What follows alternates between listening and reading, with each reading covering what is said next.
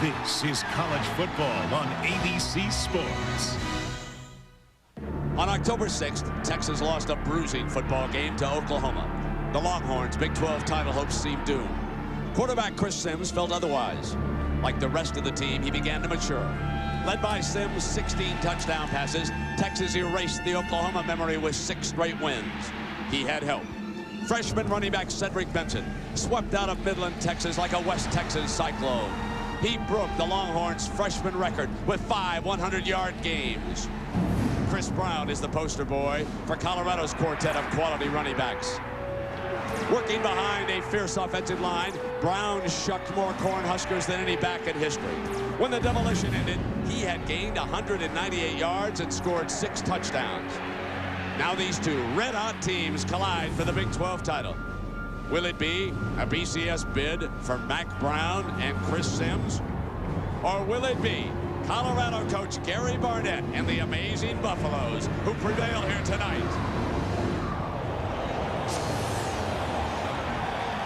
Here come the Longhorns.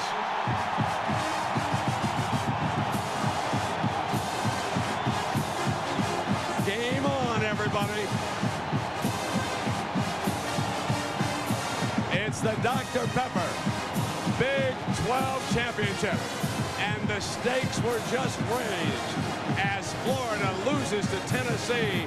And now Texas comes ready to talk about the Rose Bowl and not just a BCS bid. Good evening, welcome everybody. I'm Brent Musburger. Let's take you to the bottom line right away. 2 big questions here to be answered tonight. Number 1, can Colorado dominate again like they did against Nebraska? And can Texas beat a good Colorado team twice in one season? I bring in my partner, the answer man, Gary Danielson. Where'd you get those questions from, Sam Donaldson? I can't answer those. Let's start with Colorado. Can they dominate? Yes. They're a much better football team than Texas played before. One of the reasons is Bobby Pesavano. He has been hot. When he played Texas last time, it was his first start. He's completing nearly 70% of his passes since then. That makes that balance of run and pass tough to stop. All right, and of course on the other side is Chris Sims. Chris Sims has got balance also, but where he has to attack is at the wide receivers. He's got the gun, and he's got 3 receivers that can exploit the matchup that really is the weakest for Colorado at the corners. Nebraska couldn't do it. Texas can. Now the Buffaloes.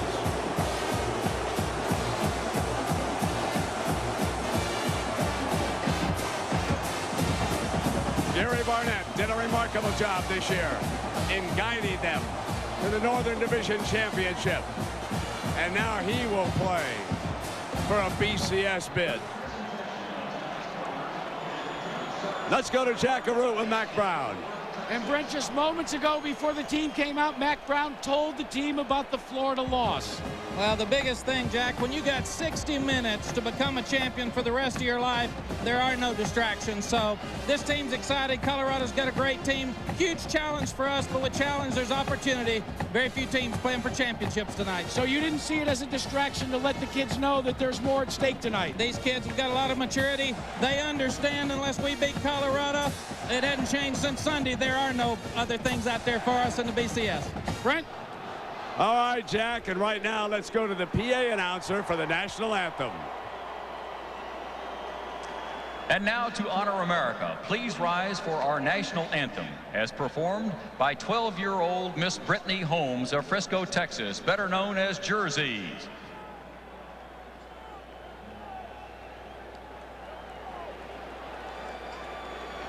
Oh, say, can you see by the dawn's early light what so proudly we hailed at the twilight's last gleaming, whose broad stripes and bright stars through the perilous fight o'er the ramparts we watched were so gallantly streaming. And the rocket's red glare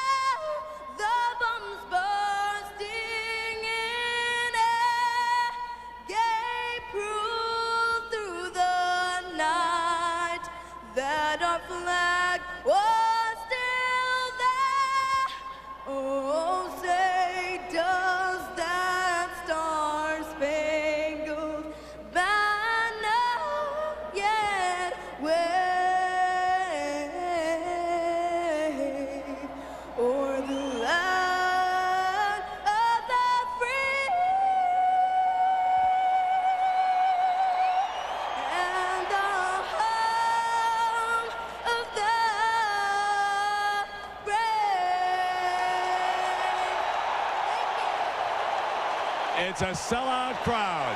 It's Texas. It's Colorado. It's the Dr. Pepper Big 12 Championship coming up.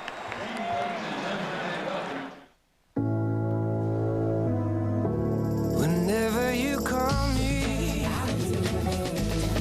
whenever you want me, I'll be there. Whenever you need me, I'll be around. Chevy, the cars you can depend on, the cars that last. You never have to look too far. Chevy, we'll be there. Always with you.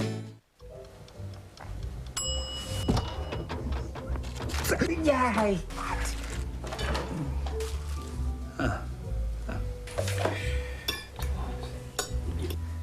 Perfect. Okay.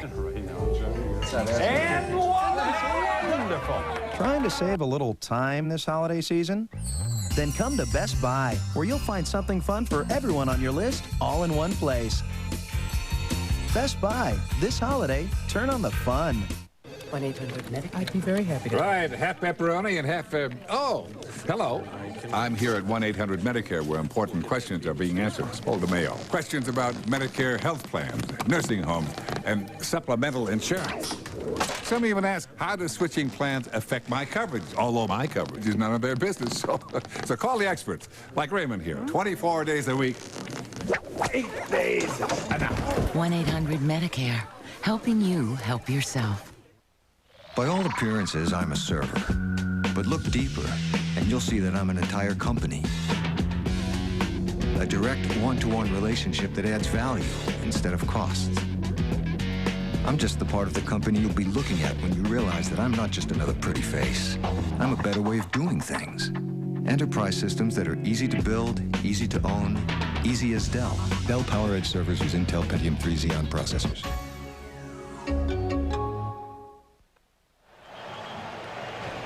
It's been a wild path for the Colorado Buffaloes to make it to this Big 12 championship. Gary Barnett now with the upset just a couple of minutes ago in the SEC. So much more at stake tonight. Well, I think we all thought it might come down to this. It doesn't make any difference, though. We got two teams that want to win a championship and should have a heck of a game. Do you change anything from the first time you played them? Oh, sure. Yeah. Don't make the same mistakes, I hope. Good luck, Coach. Thanks, Jack. All right, Jack. Our stage is set. Texas Stadium in Irving, Texas. Usually the home of the Dallas Cowboys. But tonight, the site of the Dr. Pepper Big 12 Championship. David Pino. The ball on the tee. Texas winning the toss, and they have deferred. So the Buffaloes, under Bobby Pesavento, will go on the attack first. Our deep men, and Hollowell, of course, is the dangerous one. He's there with Sorrell. Hollowell is number 5. He leads the nation in punt returns. And let's see if they punt away from him and try to keep it out of his hands on the kickoff. Underway in Irving. And they will go right at Hollowell from the 2-yard line. And Hollowell, well short, spins free. Running a slant. Good return to the 27-yard line. Let's take a look at our Dr. Pepper lineups. Awesome offensive line. They dominated Nebraska. Andre Gerard, Victor Rogers, both all Big 12. And the skill fellows. Chris Brown pounded for 6 touchdowns, but they rotate a lot of running backs. And Daniel Graham is the focus of the defense for Carl Reese here tonight. They know they have to keep 89 under wraps. And it's Bobby Pesavento, number 4, who will move out behind Lucier. And you can see what he has done since the Texas loss. 6 touchdowns and only 2 interceptions and better than 10 yards an attempt. And on first down, he'll roll right. Got away from Redding. D.D. Lewis closing in, forced to throw it away. So D.D. Lewis and Redding make their presence felt on this defense of the Longhorns immediately. Corey Redding named to the all Big 12 team. You can see why we rate him their #1 pass rusher by far. D.D. Lewis is the man in the middle, poised to stop that simple trap play that killed Nebraska. 98G is the Colorado terminology. Jammer, jammer, jammer. No corner any better, folks, in college football this year. We come now to 2nd and 10, and D.D. Lewis, the man in the middle. His 50th start. He gaps. There come Powers straight ahead. So the senior, Cortland Johnson. carries. He's their first running back in this particular rotation. And this will bring up a 3rd down now. The tackle by Everett Rawls. And that was 98G right there. Pull the onside guard, try to kick out. First play, Colorado tried to slip Drum, the fullback, out to the flat. He did not carry the ball nor catch a pass against Nebraska. They're trying to establish the fullback. 3 wide receivers. Brunson motions toward the line. Pesavento, he's got an open man underneath, and he hits Brunson for a 1st down. Well-run pattern in underneath, and he broke free to the 40-yard line with 3 wideouts that time. Nice job by that Colorado offensive line, Brent. You talk about their dominance in the running game against Nebraska, but that time, Kyle Reese, defensive coordinator from Texas, brought 5 men on the first play. They tried to put pressure on Pesavento. They played zone behind it, and Pesavento had time to hit the crossing route. Page, Bates, Lucier there with Gerard, and Rogers set down. On the 1st down, Johnson is hit in the backfield immediately by Maurice Gordon, the defensive tackle out of Mesquite, Texas. You know, we talked to Bobby Pesavento about what he wanted to accomplish in the first drive against the Longhorns. We need to set the tone of the football game because we're a real physical offense, and we need to show Texas that we're going to be physical for 4 quarters. And however many plays we get in the first drive, we got to show them that we're going to be a physical football team all day. A senior, originally enrolled at Miami of Ohio, with a junior college in Onondaga. Second down and long now. And Pesavento's play fake is a beauty. The throw underneath to the fullback, Drum twist free just short of the 50-yard line. Yeah, so there is the play, Gary, that we fully expected to see here tonight. Sean Watson, the offensive coordinator, knows how important the fullback is in the passing game. Absolutely. This game, you know Texas is going to be inside and try to stop that run game in here. You'll see the fullback trying to get out to the outside all day. Establish one thing, misdirection play, and let the fullback just slide out. They must establish another weapon against a very quick and fast Texas defense. Chris Brown checks in at tailback. Number 22, he's behind Drum.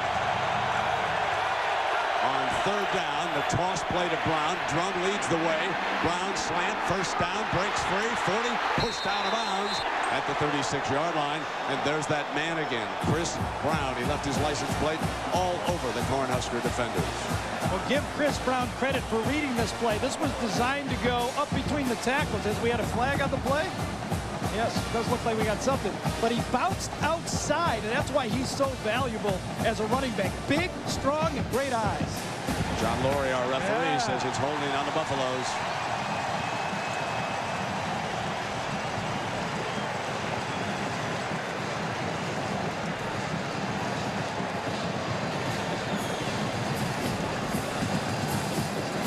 Holding. Offense, 10 yards. We play 1st down. They were so late on that, the chains had already been moved. Yeah, now right. they got to bring them back in. And this is a crew that sometimes will huddle up frequently down on the field before they announce their decision to the crowd. This is a, well, you might call them a patient officiating crew, or you might call them a slow crew. Depends on your point of view, I think. Brent, when Gary Barnett talked to Jack about things he wanted to change from the last game against Texas, Colorado had the turnovers, yes, but 9 penalties in that football game also. He can't have a repeat of that. So the chain gang confusion is what we're waiting for here, because they had moved down on the run. The umpire, John Weinbach. The head linesman, Donnie Capral. And check in on our game breakers here. All right, let's talk about what's going to determine this game. Control the line of scrimmage. The offensive line's not just running the ball, but also protecting the quarterback. Number 2, protect the ball. Running backs, when you have it, keep it. Quarterbacks, throw it to your guys. And number 3, Brent, see 1 and 2. Control the line of scrimmage, protect the ball, and you got a great chance of winning this football game. I think we got another message coming up here. I mean, they still can't get it straight, and we're just underway. Wait, they don't know where to spot it.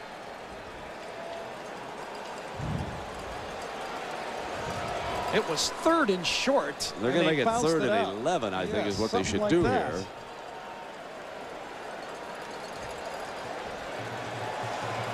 That was 3rd and 3 before, and they'll make it 3rd and 11 now, I believe. The line of the game has been corrected. 3rd down. 3rd down. Took a long time to get there, didn't it, folks? All right, they're close. All right, they're somewhere down there. The big thing is 3rd and long here. Colorado is not made. Their offense is not made for 3rd and long. The weakest part of Colorado's team is their wide receivers. The best part of Texas defense, their corners and safeties. Cormier goes out to the right. They'll slot McCoy. And Quentin Jammer, who's been assigned to McCoy, takes him head up. So they've gone one-on-one with Jammer against McCoy. Pesavino will throw underneath and incomplete, and Colorado forced the punt.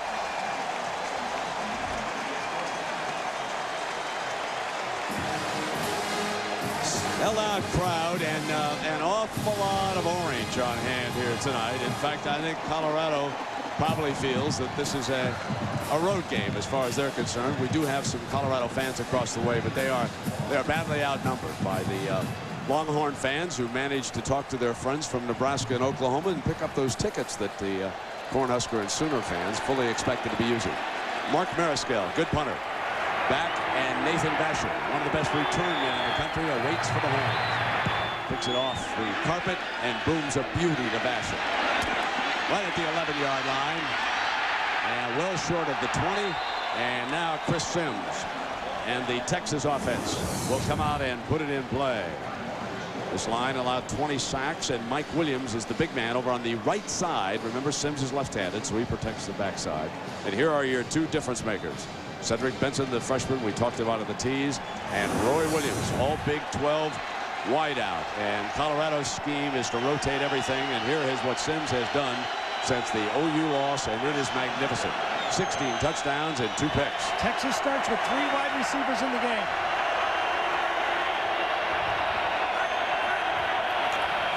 Sims to throw it on first down. Incomplete. It'll be 2nd down and 10. So we see part of the strategy right away against this Colorado defense. Justin Bannon made the All Big 12 team, and he'll give you that inside push. He's a fine veteran tackle. Joey Johnson replaced Jayshon Sykes, who arguably was the best defensive player in Colorado. And then Michael Lewis, number 31, All Big 12, one of the better safeties in the country. And last week he was paging Mr. Crouch, and tonight it is Sims. Now it is 2nd down and 10. There'll be a little difference here tonight. Expect Lewis to blitz. He was not a blitzer against Nebraska, but he will be tonight against Sims. 2nd down and 10 now for Chris and the Horns. The delay is Benson. Breaks that first tackle as he usually does and makes his way to the 23. A powerful run by the freshman from Midlands Lee High School, where they won 3 state titles consecutively. 2nd down, keep those 3 wide receivers there, hand the ball off, simple play, runs right through Snead this time. Roy Williams was right there trying to block someone, really didn't do much of a job, and the freshman just ran over guys to get it into 3rd and short. In those 3 state title games, Mr. Benson scored 15 touchdowns. He's one of the most ballyhooed running backs to come out of the state of Texas in years. 3rd down and short. Penalty flag thrown on the play. Benson bounces it outside for a 1st down, but there is a penalty flag as Lewis makes the stop.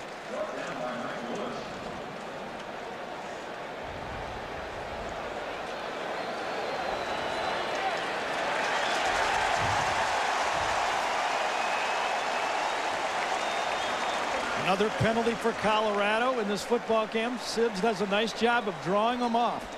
Got that front stunting, and he's taking advantage of it.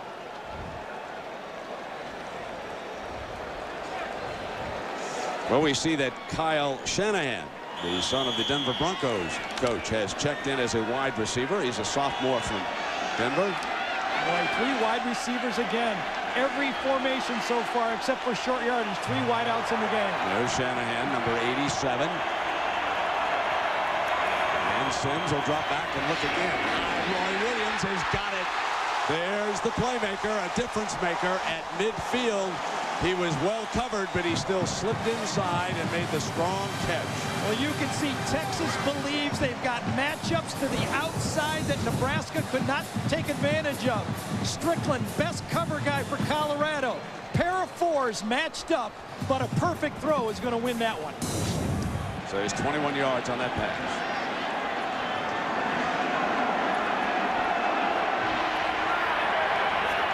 Texas first possession. They've got the ball at midfield. Scoreless in the Dr. Pepper Big 12 Championship as Sims of Texas going to go for the home run. He's got a man inside the 5-yard line. Sloan Thomas, the sophomore from Houston.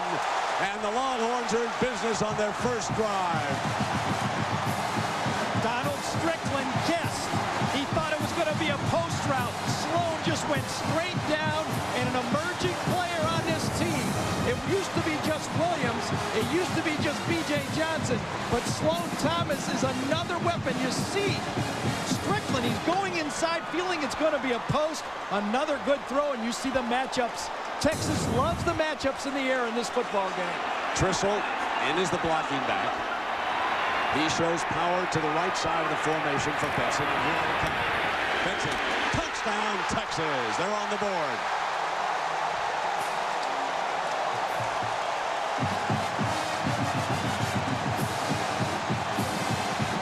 So everyone felt, as you see, even some roses showing up in the hands of Texas fans, everyone felt that the biggest mismatch in this game was going to be the Texas wide receivers against the Colorado secondary. And Texas did not wait. They attacked from the get-go with 3 wideouts, and they make it pay off with the Benson touchdown. Now, Dusty Mangum.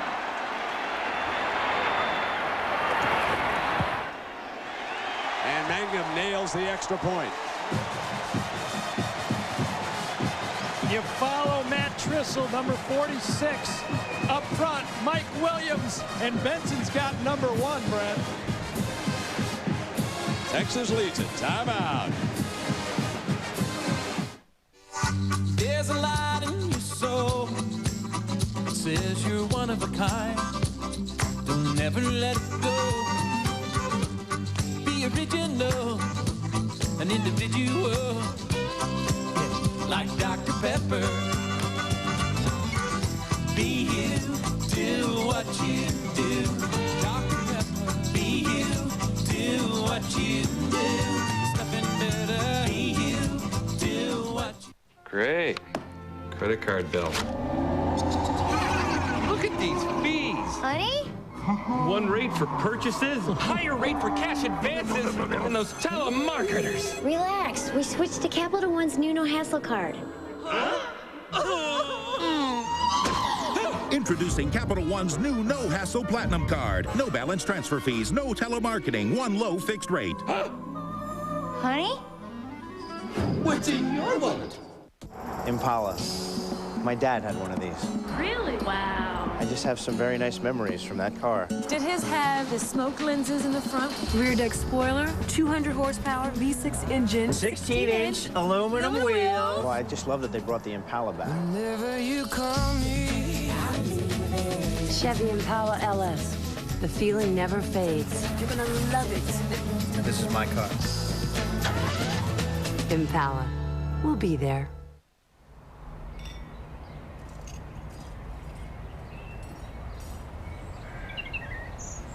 You can slow down investing.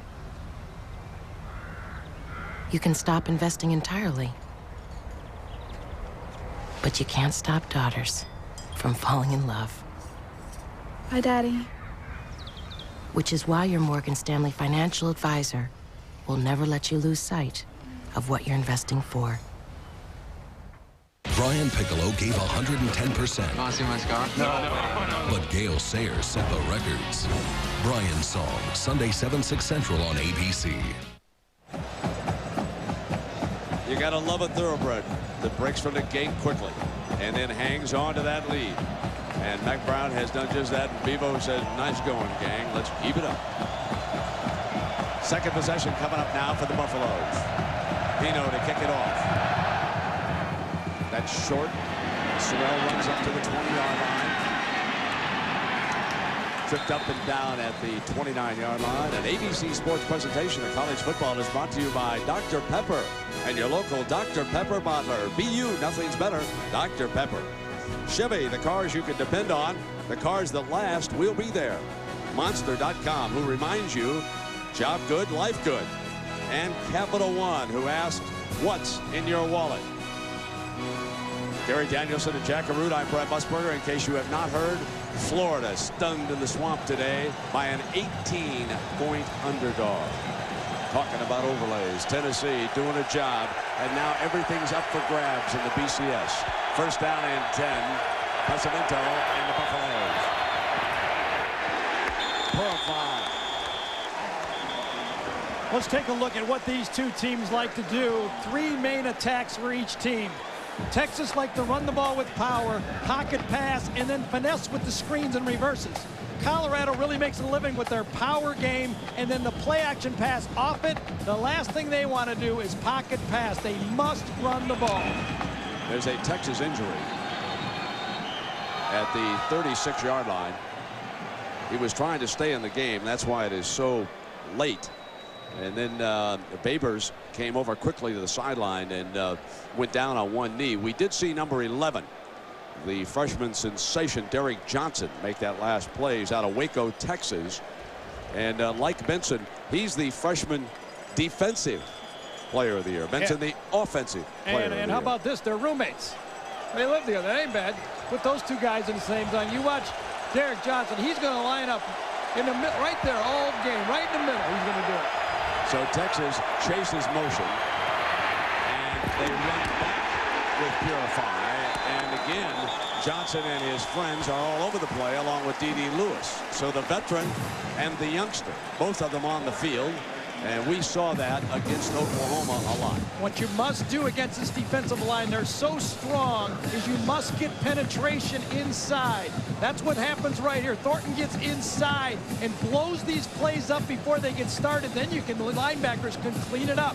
That's the speed of that front four or three, whatever Colorado dials up, and that's what they're going to try to do. Way off to the right goes Mr. Quentin Jammer and McCoy. They don't even look at him. He's going to try.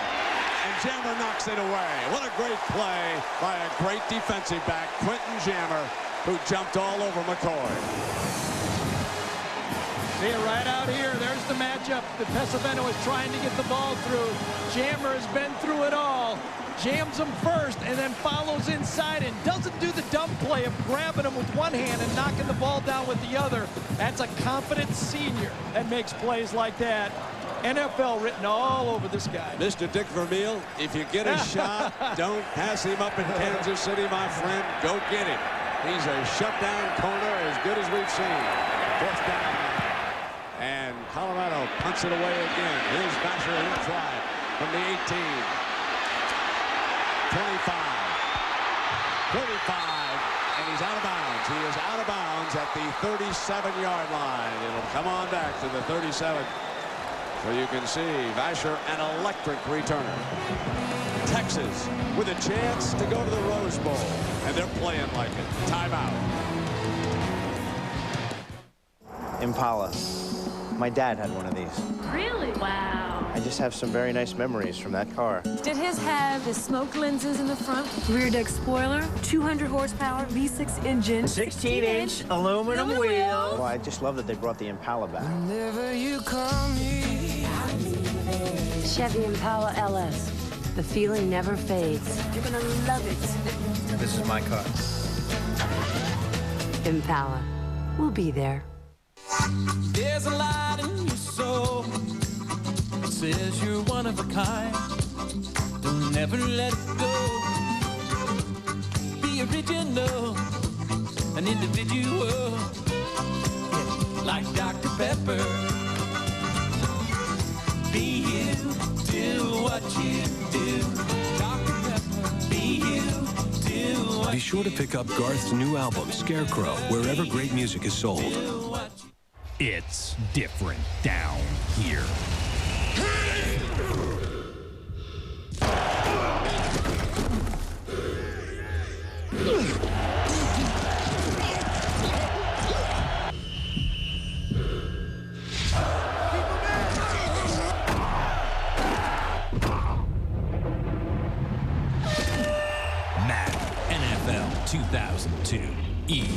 Sports. It's in the game. Rated E for everyone. All right, here we go. Bowling with bodies right here. 1, 2, 3 with one guy coming in right here. Watch this. One guy. Let's see if he can pick up the split. Boom, boom, boom. That's nice right there. Bowling with bodies. Brent, you've done that before, haven't you? First down and 10 for Sims. Benson behind him. And again on first down. Throws and wide open in the middle is Williams again to the 37-yard line. Why not? Why not? If you protect Chris Sims and you've got 3 mismatches outside, you've got 3 guys. You can't double cover them all. Look at this. Just come in. Watch his throw. Oh, he knifes him with that throw. You can't do it any better. And, you know, this is AstroTurf, but even if it was muddy, that number 1 jersey would still be perfectly clean. First down and 10. And here is the sensational Benson. And even after his hit, he kept going. And Jack, what a great high school career he had out there at Midland. Oh, Brent, you talked about the 15 touchdowns that he scored in championship games, 3 championships in a row. And you see the running style that he has. He said it was never any question as to where he wanted to go to school. And the reason was the style you see is exactly like Ricky Williams' style. He tries to emulate Williams so much so that you can see from his hair, he wears the Williams dreadlocks. I just hope he doesn't wear his helmet when he gives interviews. Yeah, Jack, and it is off the charts, I'll tell you. Averaging 183 yards a game. Sims got a man incomplete. He had Williams breaking free that time. And, of course, the one thing that you answer a great passing attack with is a pass rush, and someone obviously is going to have to blitz. So Texas has already scored once in the wake of Florida's shocking upset at home against Tennessee, and now Tennessee will go on to the SEC championship game next week in Atlanta, and then on the following day here on ABC we'll reveal the 4 BCS bowls and tell you where everybody's going. Well, 5 wideouts empty. Only used this 2 times last week against Texas A&M because it was so windy.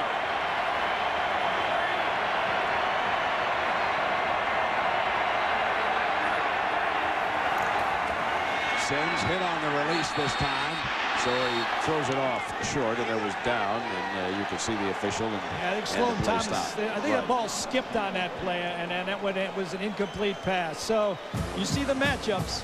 Now here is Darryl Drake, the wide receivers coach. He used to be the offensive coordinator at Baylor, just a fine fellow. He signals in the plays, and he'll be talking to the wide receivers as they come off the field now over to the bench. And you see him to Sims talking about him to use his head in that situation. And here is Brian Bradford, the punter. Holloway back deep, trying to give the Buffaloes a spark. Fair catch at the 8-yard line, and Pesavento and the Buffaloes will put it in play there. In the early going, Texas has dominated. Timeout. I won a Nintendo GameCube with Luigi's Mansion, Wave Race Blue Storm, and Super Smash Bros. Melee, and Pikmin. This holiday season, let Dr. Pepper play Santa by giving away thousands of incredible new Nintendo GameCubes. Look on specially marked packages for your chance to win instantly. I know what this is. Quit messing around. Let's go. The Nintendo GameCube giveaway, only from Dr. Pepper.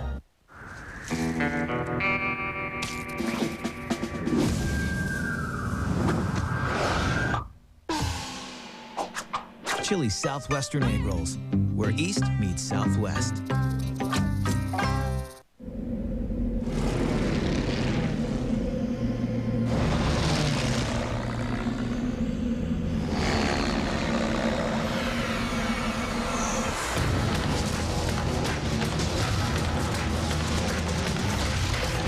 December 7th, 1941, the United States of America was attacked by the Empire of Japan. Pearl Harbor, the 60th anniversary commemorative edition on DVD and video, December 4th. It's new, a flame-grilled top sirloin, marinated Cajun shrimp, and a great price, $8.99. Chili Surf and Sirloin. We're having some fun now. 2 players, 1 goal. never give up. Brian Song, Sunday 7/6 Central on ABC. A first down success, you might say, against the Cornhuskers. Gary up at Boulder. You don't need second and third when you do that on first. Isn't that the truth? But tonight, a little bit of a different thing, as the Longhorns, and Gary Barnett said to us all week long, look, this is a different defense. This is a much faster defense. And folks, because we're playing on a carpet that just accelerates the speed defense that the Longhorns have here tonight. Chris Bound will try it at running back. Pesavento on first down. Play action off the fullback's hands, incomplete. And Basher, the defender. And Gary Barnett said that the one thing we got to do, we got to score. Let's listen. We got to put points on the board. You know, no one's really stopped Texas. You can slow them down, and I think that's our goal, is to slow them down, and then our offense has got to be more productive than we were last time. So, and of course, the other thing is when you're dealing with youngsters, how do you keep them keyed up like they were against Nebraska? Yeah, that's something that has to unfold. I think right now Colorado still isn't ready for the pace of this game. They're on second down, and they run right straight ahead. Beautiful run by Brown that time to the 25-yard line. So, John Saunders, that Tennessee upset of Florida was something, my friend. Brent, it was, and the Burger King update shows that it shakes everything apart. Rex Grossman here trying to lead him to a game-tying touchdown. Carlos Perez, that brings him within two-point conversion. Looked like there might have been a hold in the corner of the end zone, but it's not called. So Tennessee pulls off the upset. They'll play in the SEC championship game, and Florida is out of the national championship hunt. Yeah, and Gaffney was looking for the call, wasn't he, John, in the end zone on that play. And Tennessee very much alive. You wonder how the pollsters and the computers will evaluate that win in Gainesville and compare it with whatever Texas does here tonight. That, of course, is a story that will still unfold ahead. So a lot of things still to be determined here by the BCS rankings, which again will come out on Monday, and the Sports Center will have it for you over on ESPN. Chris Brown now. Second down for the Buffaloes.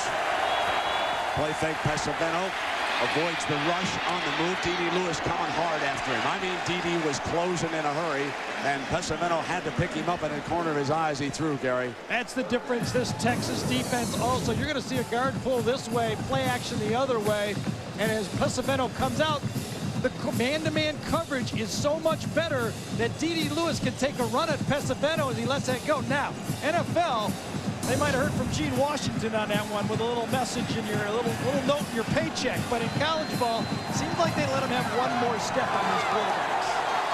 Third down and 5 with the Colorado cheerleaders urging on the offense for a first down, and they've got to hurry.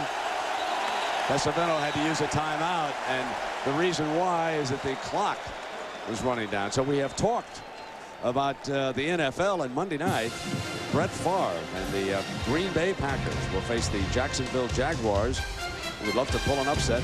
Packers-Jaguars Monday Night Football, 9 Eastern, 6 Pacific on ESPN. Just when you expected the Packers to take charge of the NFC Central, they fell back after beating the Bears. Boy, that league that's too hard. I'm glad I'm done with that league. Let's check in with Jack Carew. Jack? Well, Brent, before the start of the season, Gary Barnett said anything short of being here with his team would have been a disappointment for the season. To drive home the point, he commissioned a special ceramic replica of Texas Stadium. They have carried it to every single Big 12 game. Every Big 12 victory, a new sticker goes back on the outer case. The only sticker that's missing, Brent, is the Texas Longhorn sticker. Yeah, Jack, it was 41-7 when they went down to Austin, so that sticker is still in Gary Barnett's briefcase. He hopes to use it here tonight. And remember, that was the first start. Again, let's reiterate this thing. Bobby Pesavento, his first start. Craig Oaks is the starting quarterback for this Colorado football team. He had a little post-concussion syndrome, then he sprained an ankle. Pesavento has gotten better and better, and this team has gotten better and better with him. Personnel adjustment. Hollowell late to the field. Now Colorado gets set. And Jammer is just shutting down on McCoy, as you would expect. D.D. Lewis all over Pesavento. Takes him down at the 14-yard line, and they are not handling the veteran linebacker. No, that's a busted assignment right there. D.D. came in clean. No one really reacts to this one at all. He lines up with the inside right here. There he is right there. No one really handles him. He just comes off the corner. That's a busted assignment. 2 people inside. No one rubs out for the linebacker, and that's an easy one. So Pesavento only 2 of 7. Sacked for 15. D.D. Lewis a big hug when he goes over to the Longhorn sideline. And Mariscal back to punt again. Now remember, Colorado lost contact down in Austin. That's something they do not want to do in the first half here. Vasher on the move, 45. Slips to the 46-yard line, probably. So we've been talking about it, and next Sunday, John and Terry will be in Times Square Stadium to reveal which teams will battle for the national championship, plus all of the other Bowl Championship Series matchups. The Tostitos BCS Selection Show next Sunday live at 3:30 Eastern, 12:30 Pacific.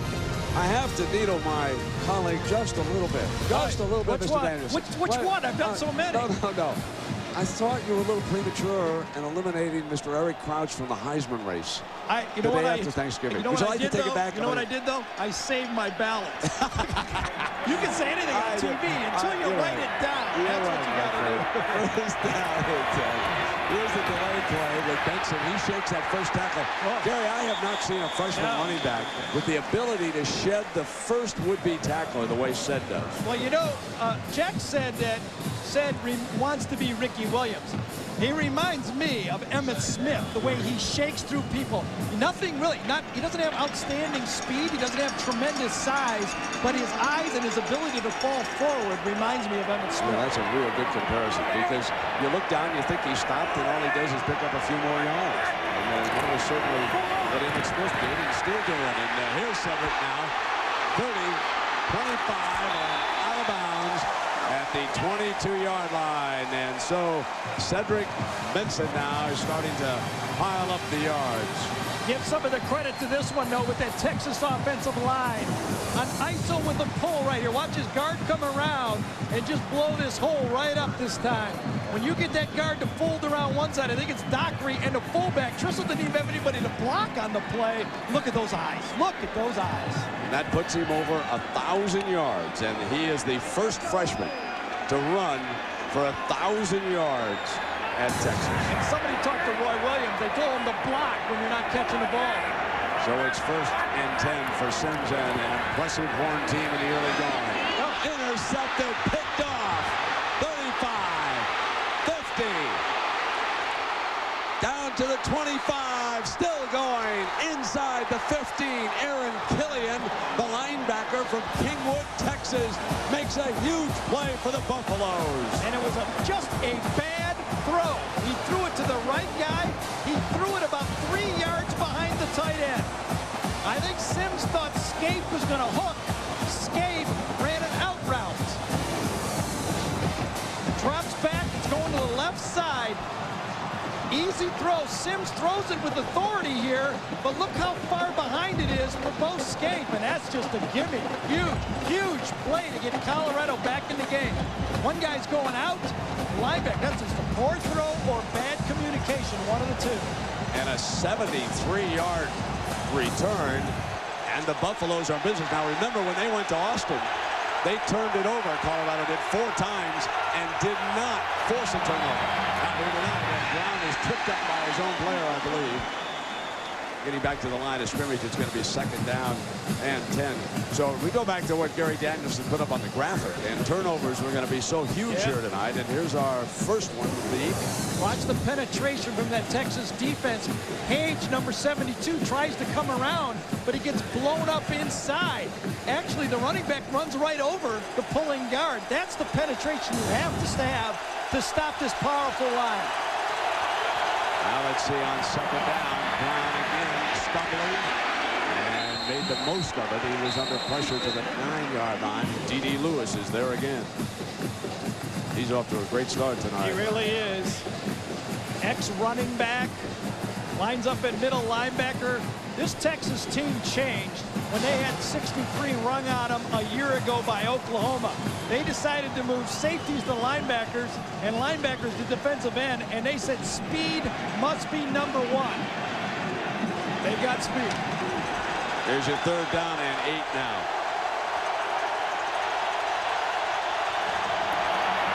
Here's Brown for the end zone. Dives. And he's got it. Touchdown, Colorado.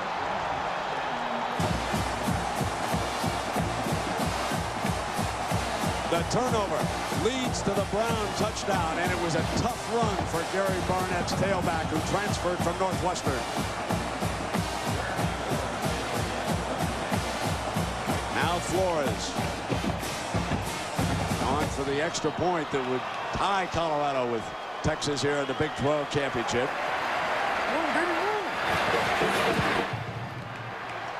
Good, and we are deadlocked at 7 because of the turnover. Looking for his tight end. Instead, it was Aaron Killian who stepped in and then took it back 73 yards. And that is his first interception of the season. Then the young man who scored 6 times against Nebraska gets his first against Texas. Timeout. Creating change through a commitment to the total growth and development of the student athlete. Teaching the tools for success in life. Developing individuals with the knowledge to effectively communicate and affect change on campus and in the community. Giving student athletes the opportunity to become passionate, engaged, service-oriented leaders. The NCAA Foundation Leadership Conference, educating future leaders for a lifetime of success. I'm going to take you back to a Big 12 championship game between Kansas State and Texas A&M, in which a lot of fans of Kansas State were watching on the monitor. And UCLA was picked off by Miami that afternoon, and all K-State had to do to get the championship game was win. Instead, in double overtime, they lost in dramatic fashion to the Aggies. And now Texas, knowing that they have a good shot to get to the Rose Bowl. And suddenly they're deadlocked at 7 because of the turnover. And tomorrow, only on ABC's This Week, Attorney General John Ashcroft faces tough questions about civil liberties and catching Osama bin Laden. An exclusive Sunday morning interview on This Week tomorrow here on ABC. And no tougher than the one I had you gave me in the open there, though. Gee, come on, Don, you can handle that. You know. Let's check in with Jack Abreu. Jack. Rick, when Chris Sims threw that interception, he walked across the gate and he said, "My bad. I was the mistake there." Then he went to every single member of the offense and said the exact same thing. Ended his statement with, "But we'll get it back." Johnson and Thomas, the wideouts. Johnson coming in motion. And they run Cedric Benson, and he is stuffed by the defensive line. Joey Johnson, that Hawk linebacker, did a nice job of replacing Cy Tushio. Now remember, there was an interception. A poor decision by the quarterback because he had Bo State wide open on that play. But the matchups are still there. The matchups that started the game for Texas are still available to them. I think the weakest part of this Colorado defense is the corners. And Strickland, remember, number 4, is playing with that injured shoulder after jarring loose 2 fumbles against Nebraska. Sims is going to throw over Benson's head, and he was well defended on the play by Matt McChesney, the defensive end who came out with him, and he didn't give him, and so because there was no daylight, Sims threw it out of bounds. So a lot of defensive pressure on Vince here tonight. Yeah, Vince Okru right there. He was not happy. You win, you beat Nebraska, and you don't even give anybody on your defense player of the game. Imagine that. Brett Robin now checks in for blitz control. An obvious passing situation. He replaces Benson, and Colorado walked up and then backed out. And they're only going to rush 3. And they throw it underneath to him, and nothing doing. And Texas is forced to punt. Well, Good play by Lewis. Yeah, remember on the touchdown by Colorado, it was 3rd and long, and they ran the ball with 2 tight ends.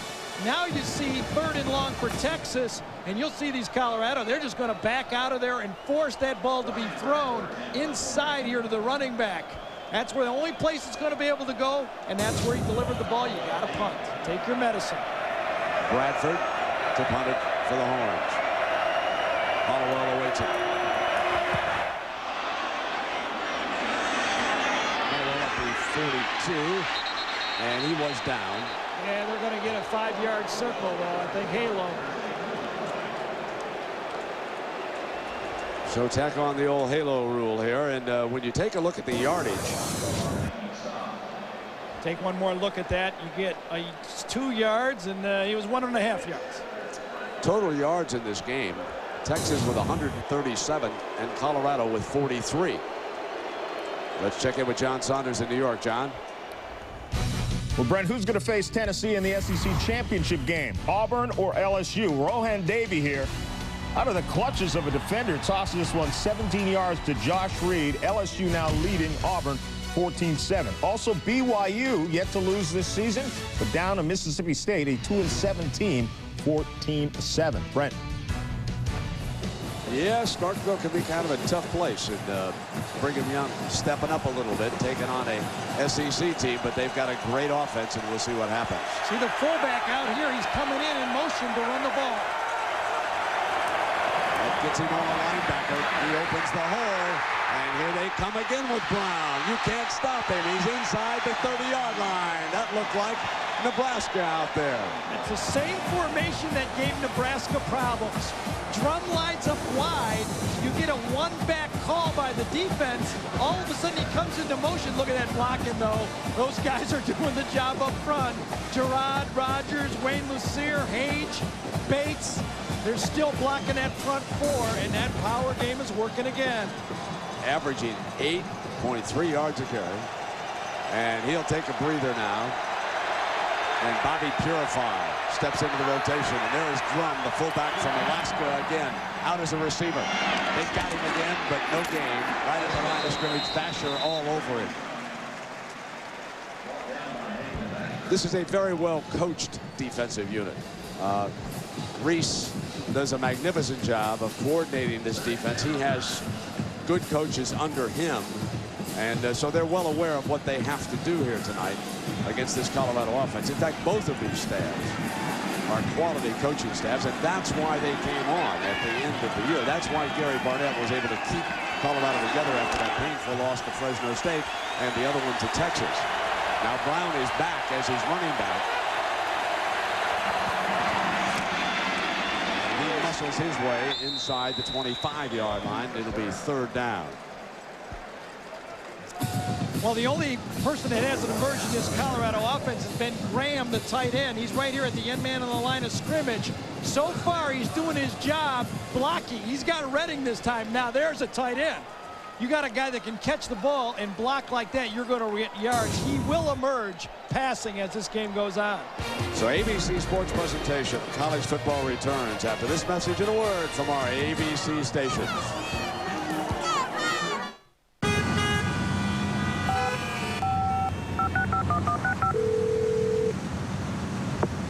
Craig Johnson's office.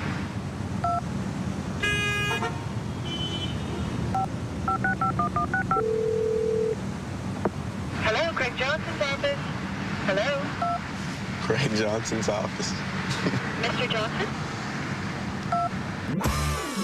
Post your resume now. Monster.com. You the monster. Spin, spin, spin the globe. It's your turn to spin the globe. All around the world, Siemens provides hospitals and doctors with the tools they need to make the right decisions right away. From diagnostics to patient information to care management, we're doing our part to help people everywhere feel better. Spin, spin, spin the globe. It's your turn to spin the globe. Impala. My dad had one of these. Really? Wow. I just have some very nice memories from that car. Did his have the smoke lenses in the front? Rear deck spoiler, 200 horsepower, V6 engine. 16-inch aluminum wheel. Well, I just love that they brought the Impala back. Whenever you call me, Chevy Impala LS. The feeling never fades. You're gonna love it. This is my car. Impala. We'll be there. Monday at 5 on Channel 2 Action News. A doctor's incredible story. You're not going to believe this, but I think we have a case of anthrax. How he detected the first case of anthrax after September 11th. That was scary to be in the middle. Bioterrorism threats still concern everyone. Dr. Randy Martin reveals new systems that red flag these deadly diseases. Monica Kaufman, Gulston Dart. A Health News 2 report. Monday at 5 on Channel 2 Action News. Health coverage you can count on. Inside information on the murder arrest of a former DeKalb County sheriff at 11.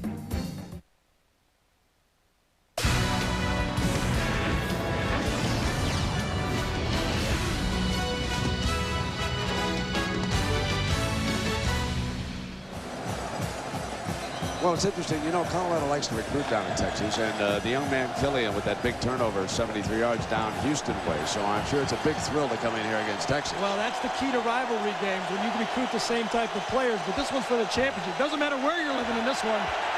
And we are tied at the Dr. Pepper Big 12 championship game.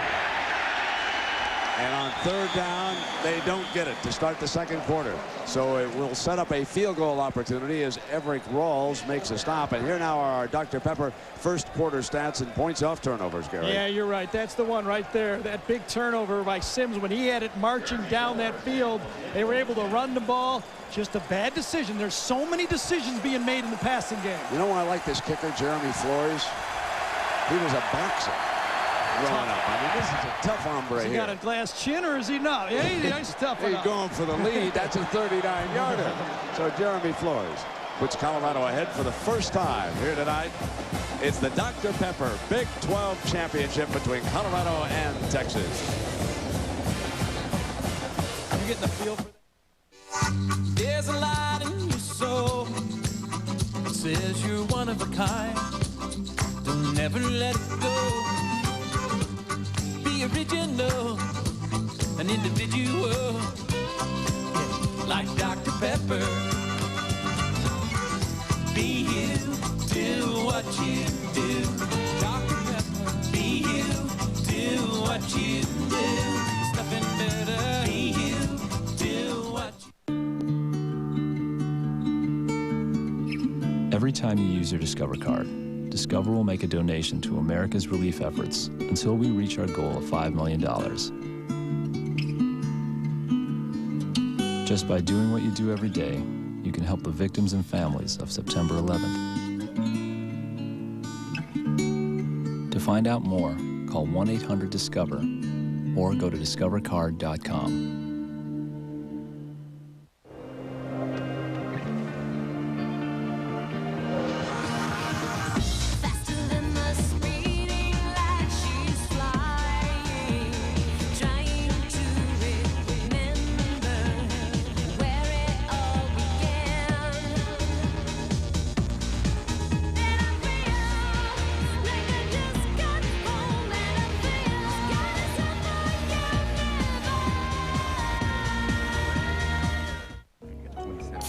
Hey, Stan, remember that time we went hiking and you found that baby golden retriever? Oh, yeah. Hey, little guy. Didn't that dog have rabies? That's right. Did, didn't it? Golden retrievers sure are cute when they're little, aren't they? I wonder whatever happened to that dog. I still have him. A television event that's been building since it first premiered. A turning point has arrived. A new Alias, ABC Sunday, 9/8 Central. Colorado leading for the first time here tonight in the Dr. Pepper Big 12 Championship. Ball is on the tee. Okay.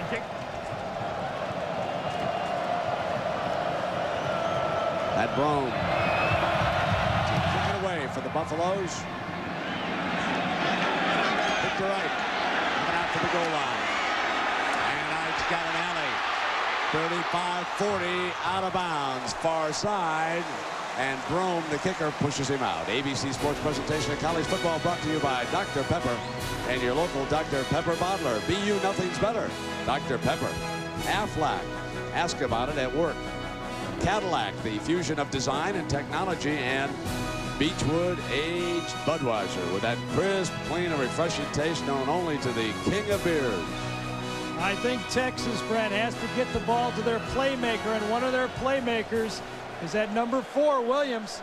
He's almost impossible to guard one-on-one. He's out there to the flank, and he's got one-on-one coverage again. They spread the field now with 4 wideouts. 3 go to the left to Sims, and they want to get Williams locked up one-on-one. Sims will look in that direction. He's going to come back the other side underneath to Benson. Benson at midfield for a first down.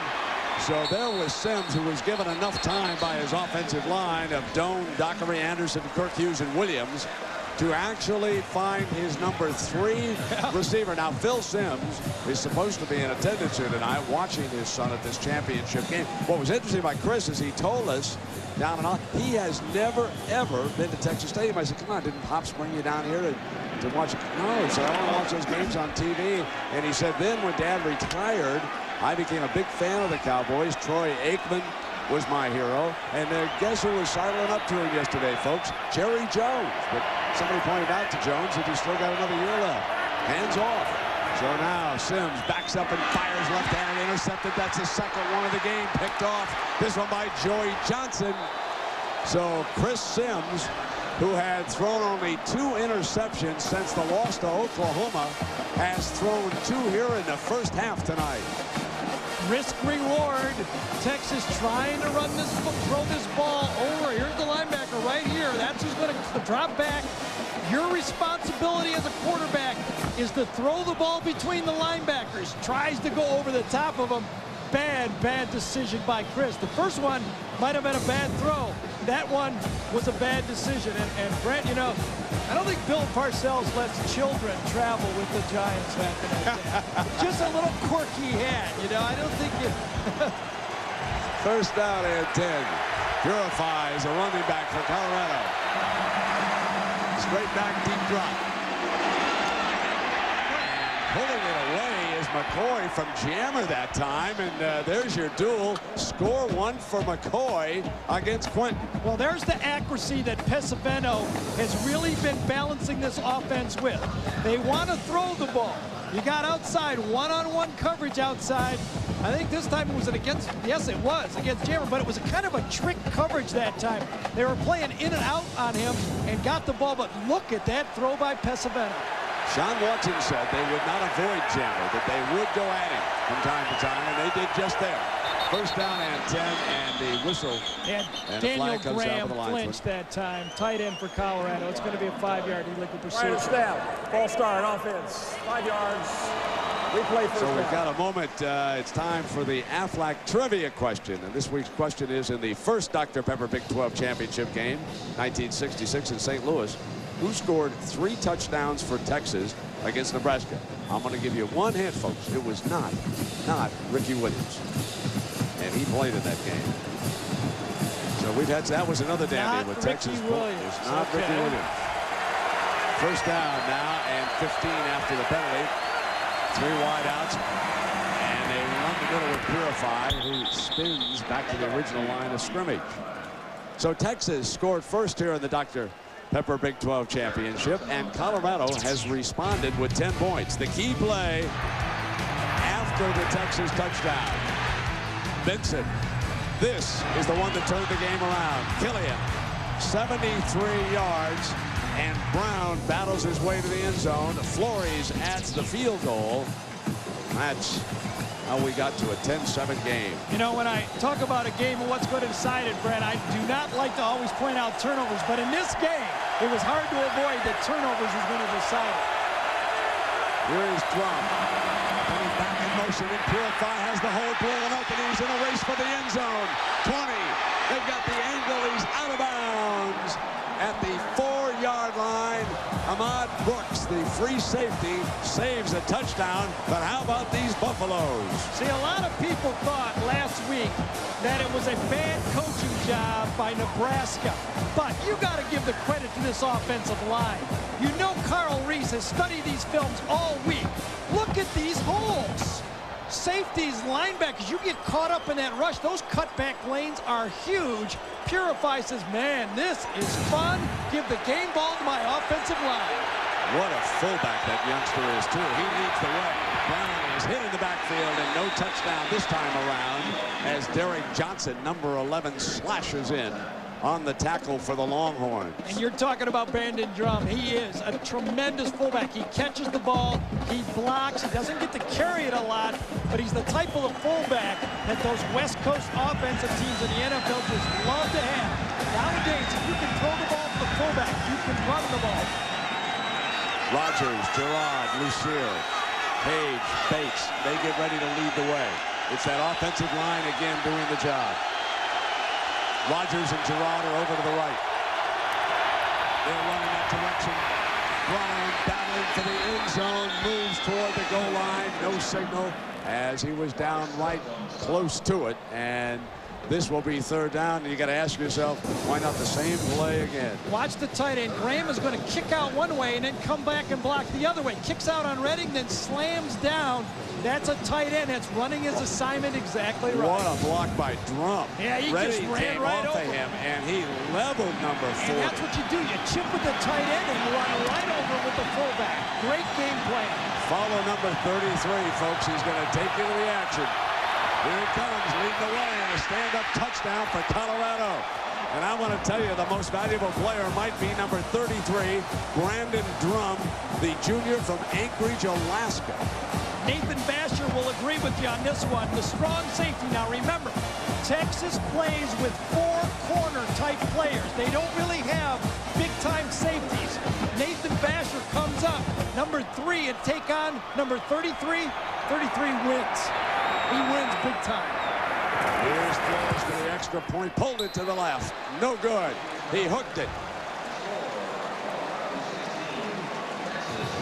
So Brown battles in again, and watch the lead, the block that clears the way, and then on the cutback by Purify, the 50-yard run, that set up the touchdown. And on now the watch the number 3. 33 just lowered his shoulder and crushed him, and Brown steps into the end zone, and Colorado's in business. Timeout.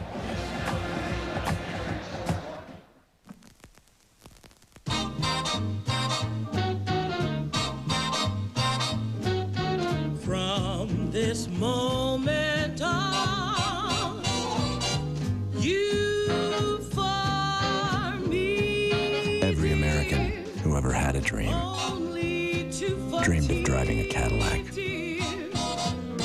From this moment on. It's time to start dreaming again.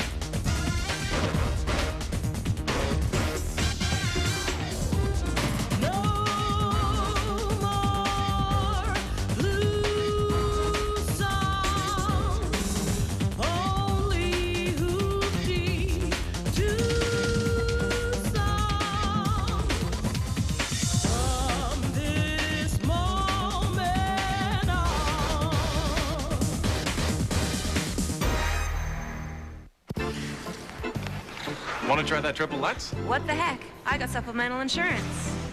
What's that? A Lutz? No, that something insurance.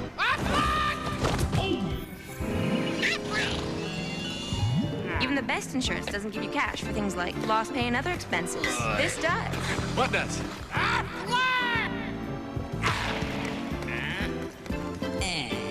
Aflac. Ask about it at work. Not bad to have your backup quarterback be the all-time Big 12 leader in passing offense, and Major Applewhite with that helmet on. Talked to him yesterday. He's going to go to the Hula Bowl after the season. Then if the NFL takes a look at it, fine. If not, he's going to come back as a graduate assistant, take off on a coaching career. And if Chris Sims doesn't shake out of this, who knows? Maybe we'll see Major here tonight. To the 26-yard line, and now let's go back to the tight end. And we already talked about how Vasher gets blocked, but here's Graham again. Watch that, and also watch D.D. Lewis, number 10, come in and overrun the play. When you overrun, this linebacker's got to be in here, not that wide outside. Overrunning the play from the middle linebacker, that's a walk-in. And here's the rushing comparison of Benson against, we call him the Herd from Colorado, and you can see that Benson He scored once, but the Herds got 2 now. Mr. Brown has stepped into that end zone a couple of times. And now we'll see what Sims and Benson can do, trailing 16-7. Benson on the sling to the 29-yard line. He's ganged up on, and Walrus credited with the tackle. We check in with Jack. Well, Gary, you were talking about the fact that no defensive game balls were handed out after the game. The reason is this man, Vince Oker, the defensive coordinator, said what I wanted to do is have a method to my madness. He gathered the defense on Monday, and I mean chewed them out, got up in their grill. He said, I did it not because of the way they played, but I wanted them to forget about the game they just played. To come to Texas here and be so mad at me, they proved me to be wrong.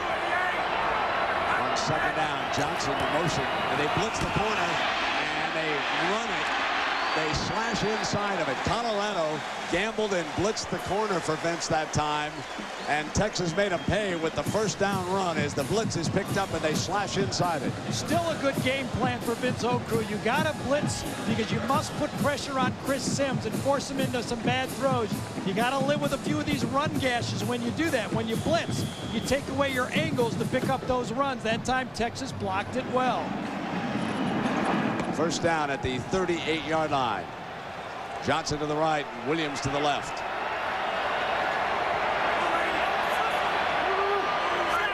The base 4-3 look. Sims pulls out underneath, and they pick up a couple of yards on that pass, and the tight end Scaife was the receiver that time. And earlier we asked you the Aflac trivia question. Now in that first Dr. Pepper Big 12 championship game, who scored 3 touchdowns for Texas against Nebraska? The answer, here it is. James Brown is going to hand off to him, ladies and gentlemen, to Priest Holmes. Now the star with the Chiefs.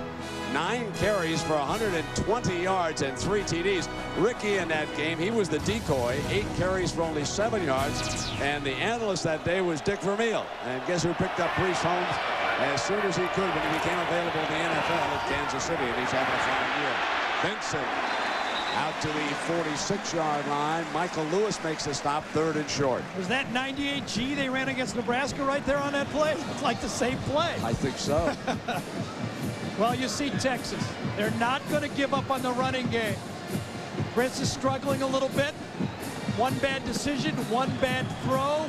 Benson is too valuable to just turn the game over to just the passing game. It looks like Greg Davis is going to say we have to be balanced. They load up. 2 tight ends and a fullback. This is a Get long themselves two. an H-back. Benson's the runner here on 3rd down. He's got it. What a good-looking freshman running back he is.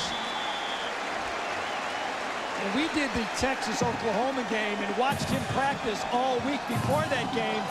And Matt Brown said he's not quite ready yet in his blitz pickups. Well, after that game, not being able to score some points, I think he looked at Benson and said, you're going to have to run the ball whether you're ready to pick up the blitz or not. We need running yards, and you're the guy that can give it to us.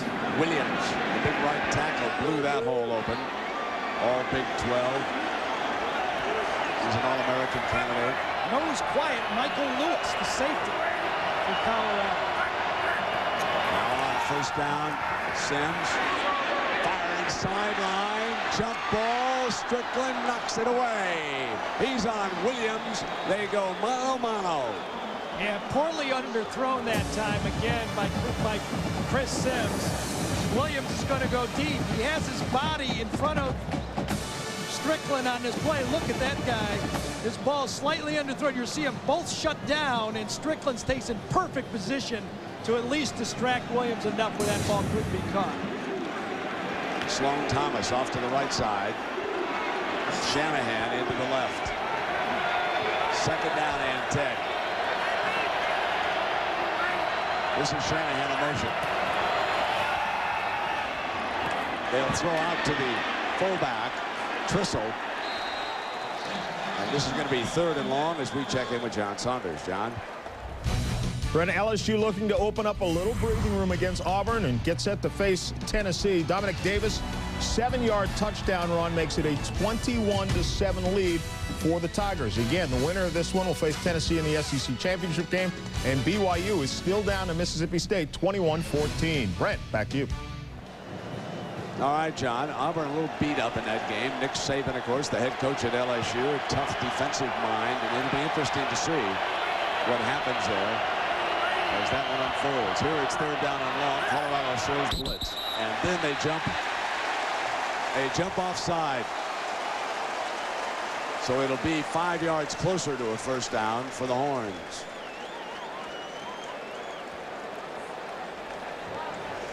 And we had an opportunity to talk to Mack Brown about the pressure that's on his quarterback, Chris Sims.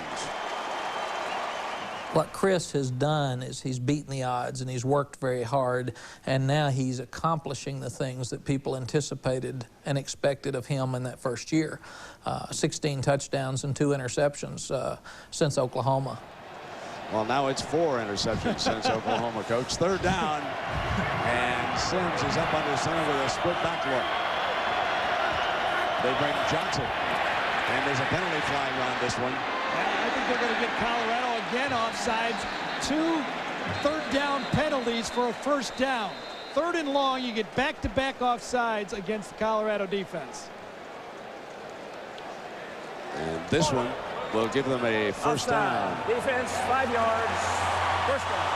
Well, tomorrow, Hall of Fame running back Gale Sayers is one of football's true legends, and his relationship with teammate Brian Piccolo was legendary. Brian's song tomorrow at 6 Central here on ABC. A couple of fellows that I covered as a newspaper man in the 60s back in Chicago, the legendary Gale Sayers, and of course there was not a nicer young man around than the late Brian Piccolo. And if you haven't seen the original, make sure you see the remake of Brian's song. And I thought the original was plenty good too. So it's first down and 10 now for Sims, who hands it off to Benson. And he was stopped in that hole by Michael Lewis. You said you hadn't heard much from him, and there he was. Yeah, and the reason Michael Lewis isn't up there making the plays like he did a week ago against Nebraska is he has to stay back as a safety and be aware of those wide receivers. He has to help the corners. He has to disguise for against Chris Sims, just picking them apart. But look, even though that play right there looked like it was just a mash, they gained 4 or 5 yards almost. That's a successful first down run. Tony Jeffrey, a pretty good thrower, is in at wide receiver for Texas. They'll slot him. They run out of this formation with Benson to the 32-yard line. So this will be third down coming up. And a reminder that coming up on the Capital One halftime show, John and Terry will have scores and highlights from college football today. And I dare say that Terry's papa probably had himself a very good evening tonight. I bet he poured himself a tall one, didn't he? Well, no, that'd be a tall Dr. Pepper for Bobby. Okay. All right, I just said tall one. Okay. Where's B.J. Johnson, number 82? Such a great receiver. He's flanked wide this time, way out to the top of your screen, and he's real wide. And he's the guy that hasn't got in this game plan yet. Here's third down for Sims and the Horns. The release knocked away, incomplete, and again that secondary, Strickland coming up big. It was the B.J. Johnson. I think Greg Davis said the same thing. Let's establish another weapon. He's going to come across on a squaring route, but again it appeared the ball was there late. Let's see if I was wrong or not. Ball needs to be thrown.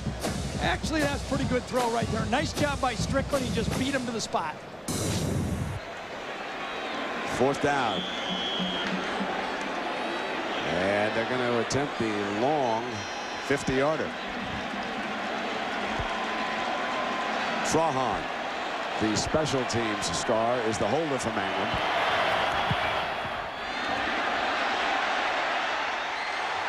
Good. A 50-yarder for Mangum.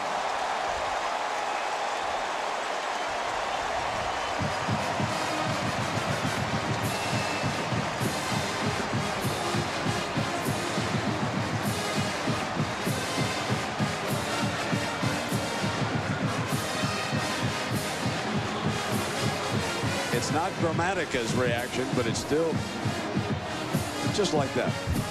Timeout as Texas puts a 3 on the board.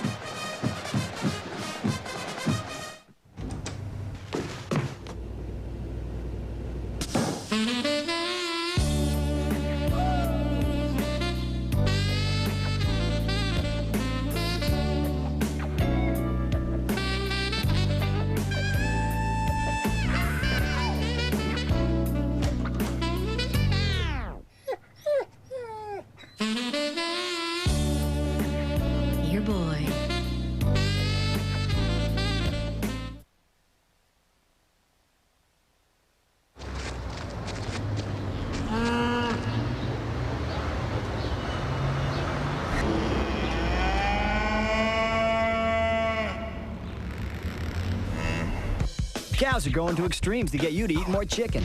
See how in the new Chick-fil-A calendar packed with extreme sports action and $20 worth of free food. Get yours at Chick-fil-A for just $5. Don't forget the Chick-fil-A Peach Bowl December 31st on ESPN.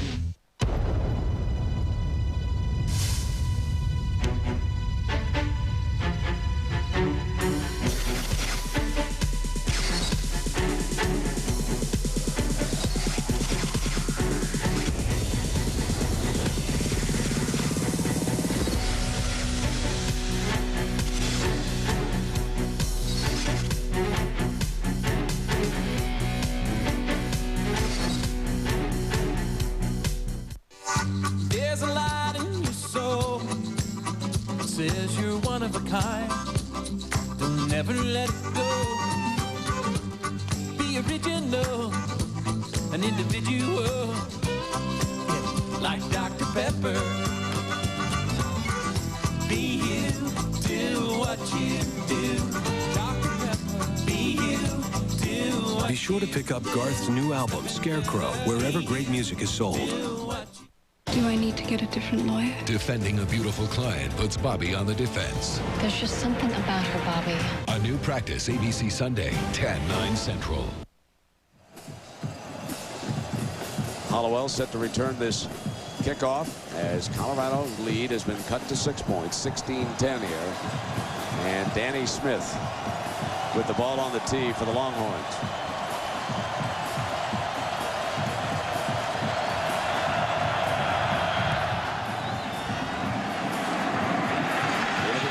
From the three. Hole and explodes to the 30-yard line, and now it's time for our Pacific Life game summary. And this game has revolved around 2 turnovers, both interceptions. Here's Killian, 73 yards, setting up a touchdown run by Brown. Then it was Johnson with the leaping pick, number 2. And again, it was Brown into the end zone, and now he scored 8 touchdowns rushing in less than 6 quarters, which is a magnificent effort in that yardage battle. Texas had it every which way until that first turnover. Now they have 183 yards to Colorado's 143. Colorado with that ball again. Here comes Pesavento.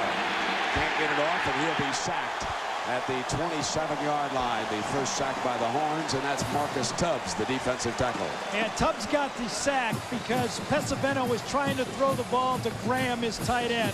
Graham came off the line of scrimmage, got knocked down or fell down, whatever you want to say, and that's what he was trying to get that tight end off and going. I think he runs into his own guy. He does. Pesavento says, uh-oh, I don't have anywhere to go with the ball, and he kind of panics. 2nd and 14. It's long for Pesavento, who's 4 of 9 for 32 yards, has not thrown an interception. They'll stick with the running game, and nothing doing for Purify. It is 3rd and long, and you know, we're short-handed here tonight, folks. That's right. We haven't got one of our fine tape gentlemen down there. Associate Director Mitch Green. He's home with his wife Vicky. Vicky gave birth to a baby girl, Stephanie Green, 7 pounds 14 ounces. We're told that Mom Vicky and the baby are doing very well. I certainly hope Mitch is holding up. We miss you, Mitch, but hey, you got to play injured, right? So you got to do the game injured like this today. You see, Colorado flops their linemen. Graham lines up most of the time with Gerard and Rogers, but look at the balance. They're running the ball both ways. They're having success to him or away from Graham. The clock running down, so Colorado uses a timeout rather than take the penalty here. Let's check in with Jack. Brent, as you look at Texas, they have been in this position before. It was a 12th-ranked Texas that came in the Big 12 championship in 1999, trying to sweep then number 3 Cornhuskers of Nebraska. But Eric Crouch ran for 2 touchdowns. And they went on to the Tostitos Fiesta Bowl where they defeated Tennessee. And Texas did not win the Big 12. Yeah, exactly, Jack. They've been in that rematch situation before. Really interesting, after they played that game against A&M, all of of the quotes. And remember, that was the day before the Oklahoma loss to Oklahoma State was, I think we're in a BCS game. All of a sudden, Oklahoma loses. Now you're into the championship game, but your BCS game is dependent on beating a good Colorado team. You know, if you go back to that first game in Austin, Texas had a lead, but then late they were backed up at their 5-yard line. Colorado thought they were going to get the ball back, and then the shovel pass. And Benson exploded for 40 yards, and from there, Texas exploded with Benson scoring, and they took charge of that game. It was the key play. And we're closing down here in the first half as Pesavento, third down, gonna go long, intercepted by Vasher. What a beautiful pick. He took it right out of the receiver's hands.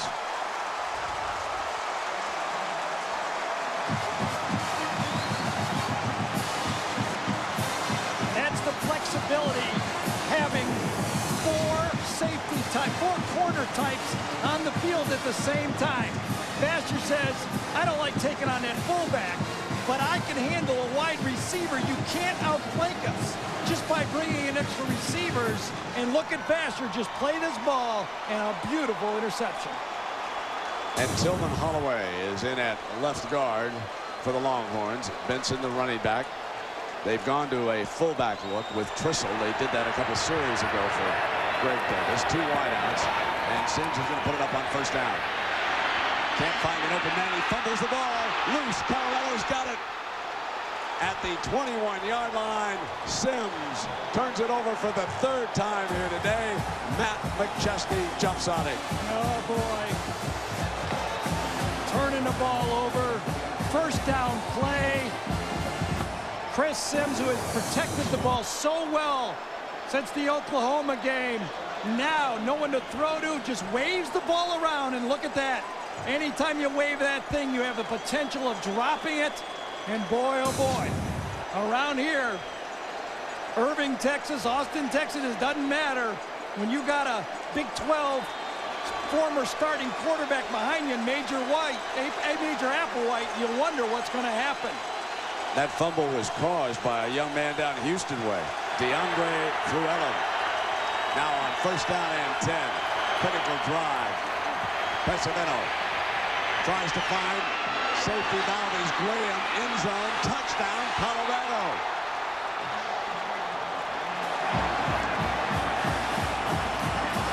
So in that first game, it was the Horns with a late touchdown in the first half. And here in the Big 12 championship, it's Colorado. I think Colorado will go for 2, but they finally found Daniel Graham. I think Tyrone Jones and D.D. Lewis had coverage, but they both went for Pesavento once Pesavento broke the pocket, and they let the tight end go. They'll go for 2. All 3 of the touchdowns for Colorado came after turnovers. The 2 interceptions, and now the fumble by Sims. And here's the 2-point play. Pesavento fires, got him in the dropped, incomplete. He had Matt Brunson. But it's 22-10 right now.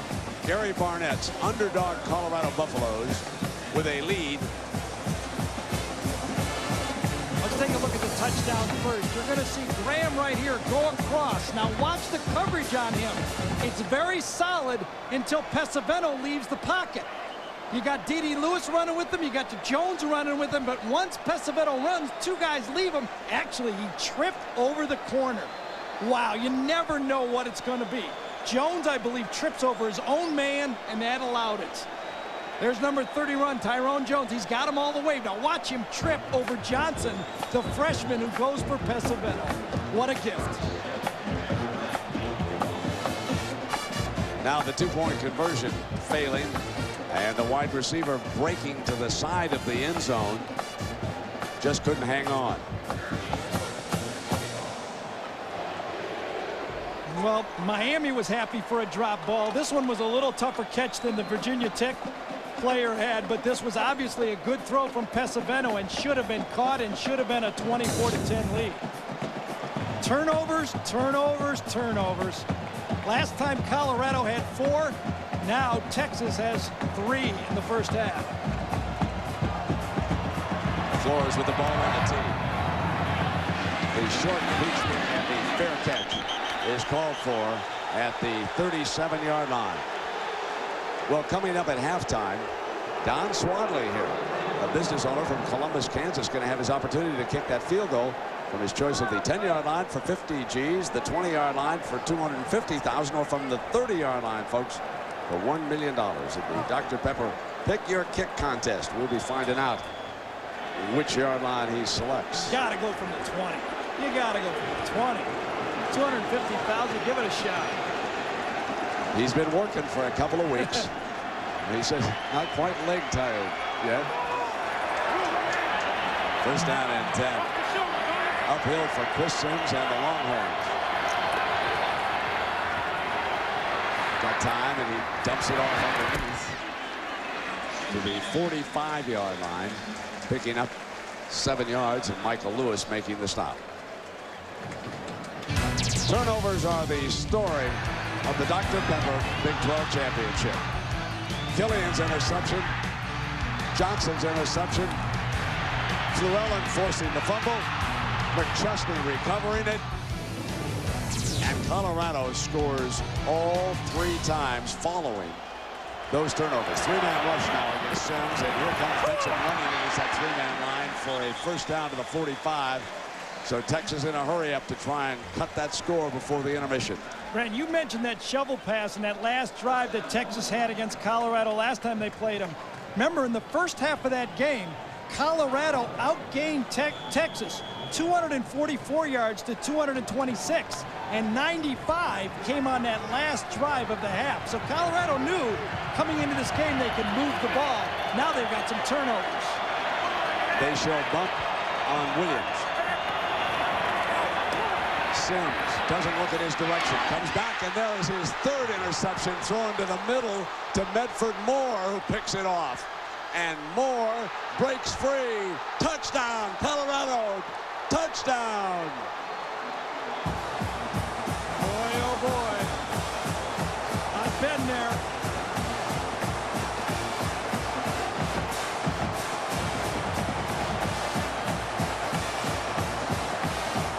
A 64-yard return by Moore.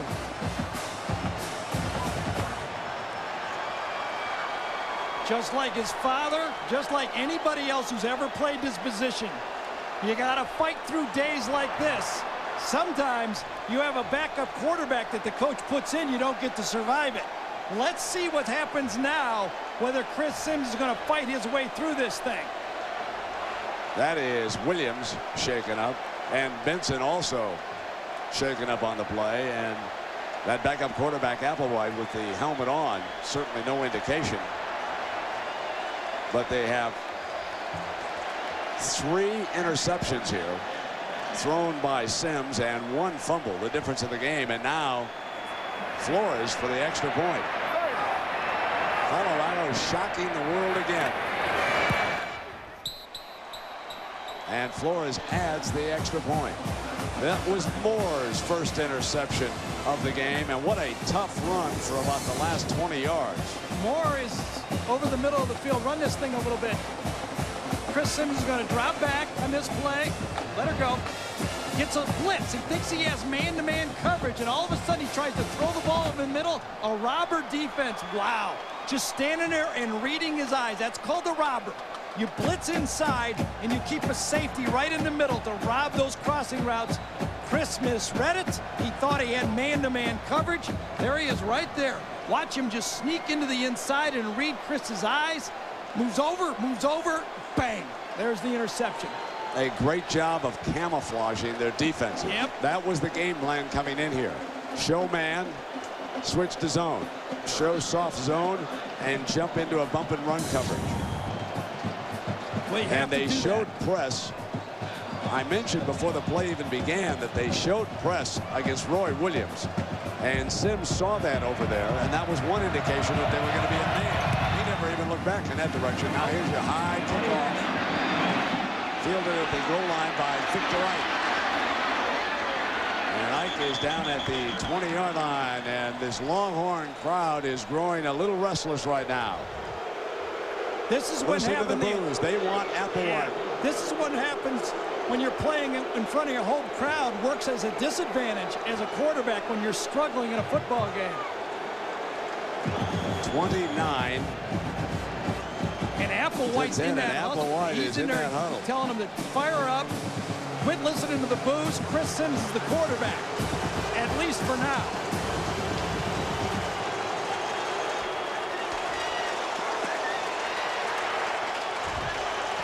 So now, first down and 10.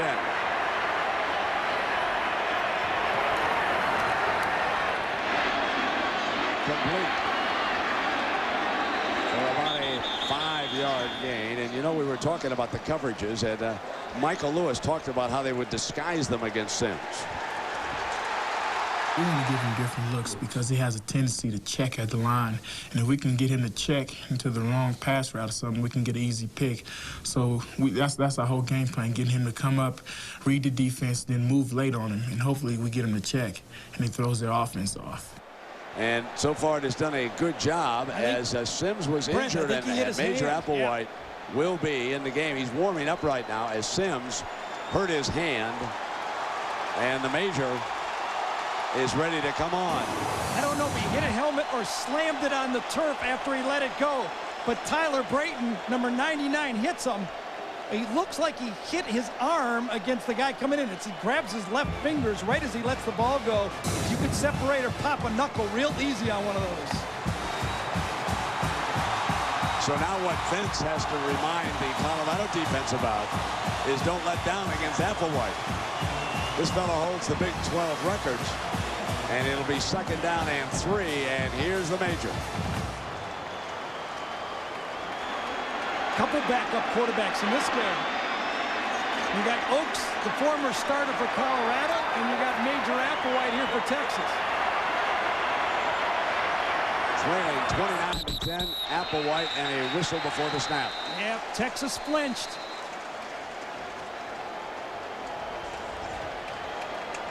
Prior to snap, ball start offense. Well, Monday night, Brett Favre and the Green Bay Packers face the Jacksonville Jaguars, who would love to pull an upset. Packers-Jaguars, Monday Night Football, 9 Eastern, 6 Pacific on ABC. And, you know, it's interesting as we see Brett Favre, and you think about his cadence out there, and then you think about Major replacing Sims, and it has to be a little bit different for the linemen. Yeah, I don't know if they were that blitz or him trying to get ready, but it is a different tempo. Second down now. And Major moves to the right. He'll throw this one away. Major Applewhite has lost a lot of mobility, hurting his knees back and earlier in his career here. Chris Sims, tough first half.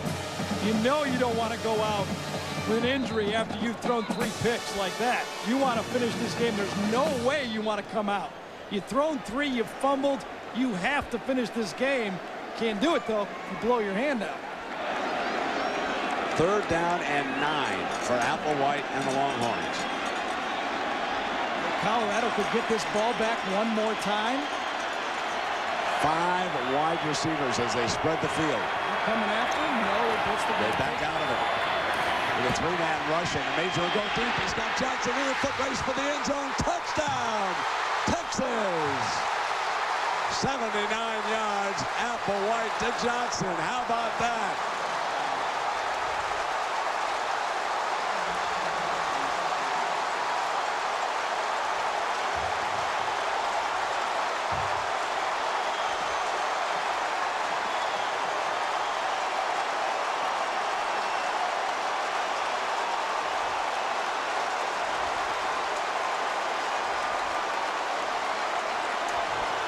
Going to turn himself into a legend if he wins this one. He might take her up on that offer.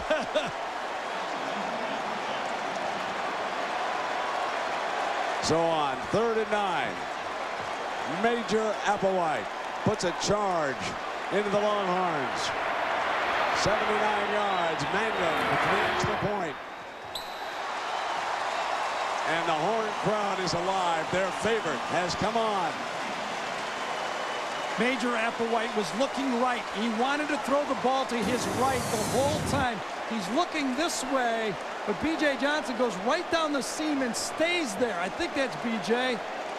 coming right there. Actually, they cross. B.J., look how open he is. Major turns back and says, oh my, but he doesn't miss him. When you got a guy that wide open and you don't overthrow or underthrow him, that's a guy who stays ready to play. That's what Major Applewhite has done. What a throw.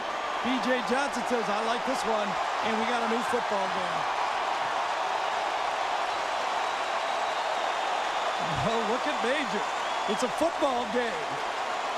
Get ready. Little trash talk into that Colorado bench saying, come on, I'm ready. Let's check in with Jack Arute. Jack. Well, Brent, while Major Applewhite came in and engineered that drive, it was without Cedric Benson. Benson has been sidelined and is being evaluated, will continue to be evaluated at halftime. He suffered a neck stinger, and the athletic trainers are still working on him. All right, Jack, and here's Hollowell from Colorado to the middle. And tripped up at the 31-yard line is where Pesavento and the Buffaloes will put it in play. We've had a little bit of everything, haven't we, in this half? Yeah, we sure have. Cedric Benson got hurt on the interception, I believe, the last one. He came over to make the tackle, and he runs into his own guy. And just that's a dangerous play, running helmet into a big player like that. And Benson, you can see, sprung it and still doesn't feel well. Brent, I got to give Major so much credit. He knew Chris Sims was going in there for that series. He went up to those players that get ready to play. He didn't know he was coming in, and all of a sudden he's out on the field. First down and 10. Brown to the 37. Well, you've got to give Major credit for the way he's handled this entire situation. I can't imagine a young man being benched in the situation that he faced and just being quiet, carrying on about it. He told me, yeah, it hurt. He said, especially against Oklahoma, it hurt. But he said, I understand my role, and I'm just happy to be here. And Major Applewhite has been a class backup quarterback after losing his job. I remember when we did a game up in Lincoln, and Major Applewhite and the Horns ended their long home winning streak. And what a job he did for Texas that day. Second down now. Stand him up in the hole that time.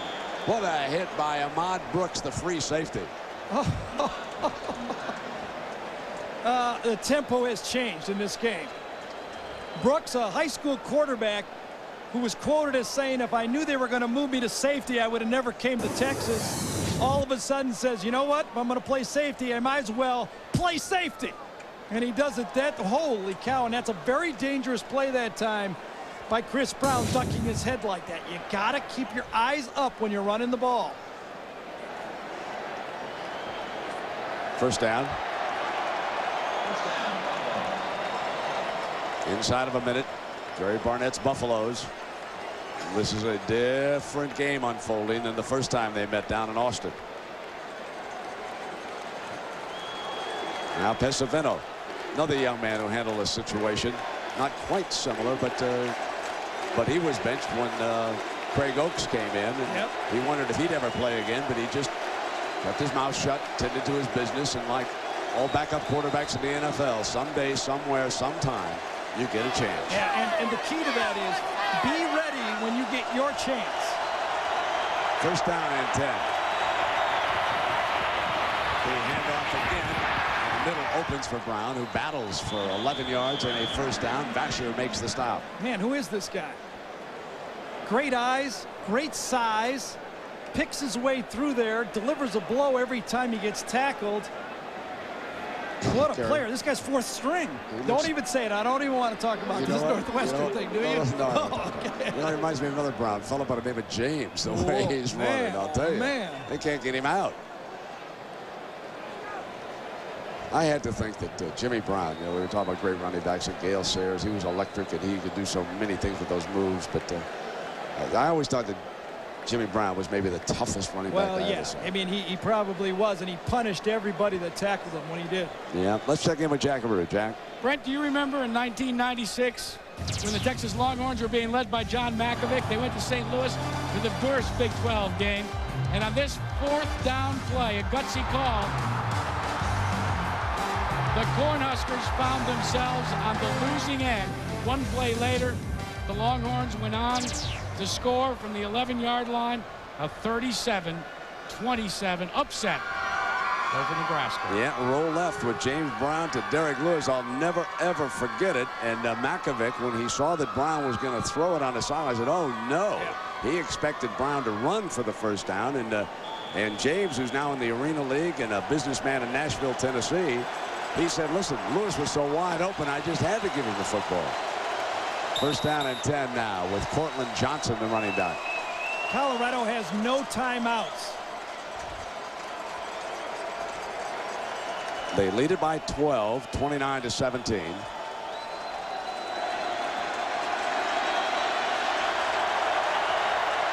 Final 30 seconds.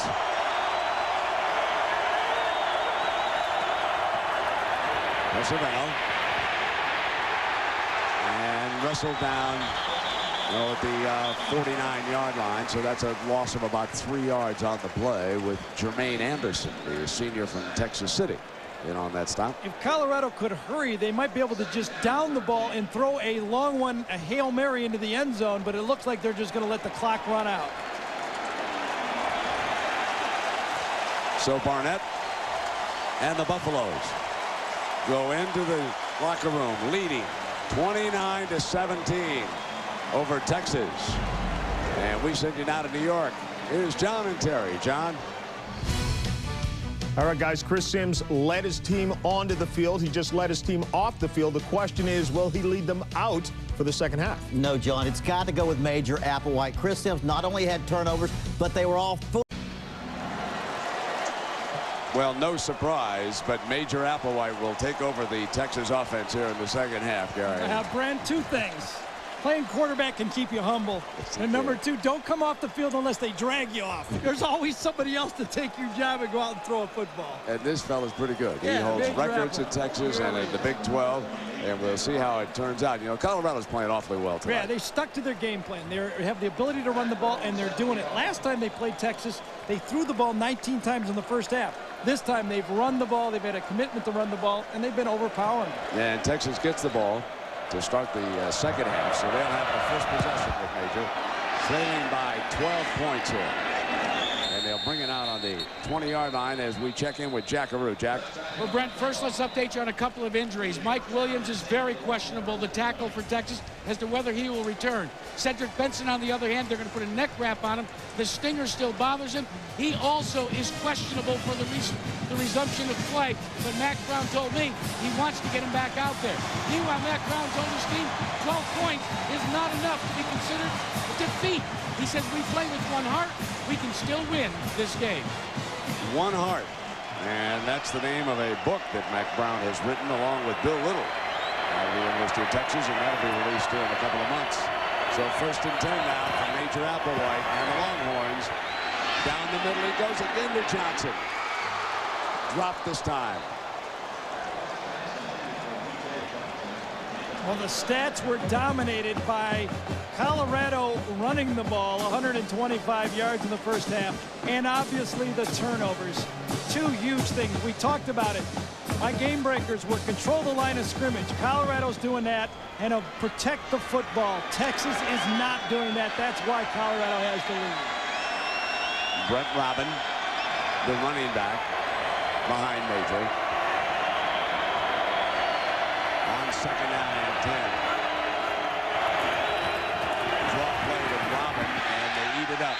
And it's going to be third and long for the Horns. And that play was made by Joey Johnson. And now it's time for our Morgan Stanley storyline. Turnovers, Mr. Daniels. Really is. Look at this. Since the OU loss, only 4 turnovers in 6 games. Tonight, just tonight, 26 points. And all season, 29 points in the first pass by Oklahoma. Only 26 in a game all season against this great Texas defense. So here's third and 10 on the Horns' first possession in the second half, down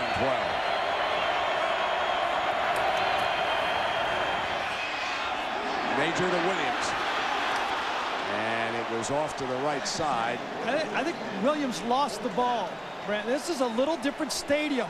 the lights come over the middle with that roof, and when he looked up, he could have easily stopped and caught that ball. I don't think he saw it. Ball was thrown to the outside. As he turns, I think he looks up and says, I don't see it. Look at him looking back at the quarterback. And then at the last second, he looks up and just does not find the ball. And it was off to his right shoulder. Yep. He was turned the wrong way. With Hollowell now set to return this punt. Bradford gets it off. Here's Hollowell. He's got daylight at the middle. And Hollowell to the 40-yard line. And Pesavento and the Buffaloes with excellent field position to start the second half. Well, Hollowell and Colorado got a break that time because the gunner coming down on the punt team was simply mugged that time by the blocker. And look at the, watch, you'll see, I don't know, you see Hollowell catch the ball, but there, look at the mugging job done right there in the back. Spins him through and throws him down the ground. Brown is the running back. He'll open the half. Cormier off to the left of Pesavento. And Brown with a huge hole to the 34-yard line. We talked about what the two teams like to do in the game. Colorado has stuck to the game plan. They want to run the ball with power. They have done it. 21 rush attempts in the first half. Texas, they changed a bit. That long pass kind of distorted the thing by towards the end, that 79-yarder by Major Applewhite. But Texas has not been able to run the ball at all. So here's Pesavento. He did not pick up Hollowell in time, and down he goes. It was an interesting play. They replaced McCoy with Hollowell, and they knew that Jammer was going to press. And Hollowell, with that great quickness, was open, and Pesavento didn't see him. Also, I think Pesavento, his #2 receiver, was the tight end coming across the frame, right across here. Watch how he runs into the umpire as he comes across. One guy's going deep, one guy's going across, and he could not find either one of them. He had Hollowell for a touchdown. Yes, he did. Now McCoy checks back in.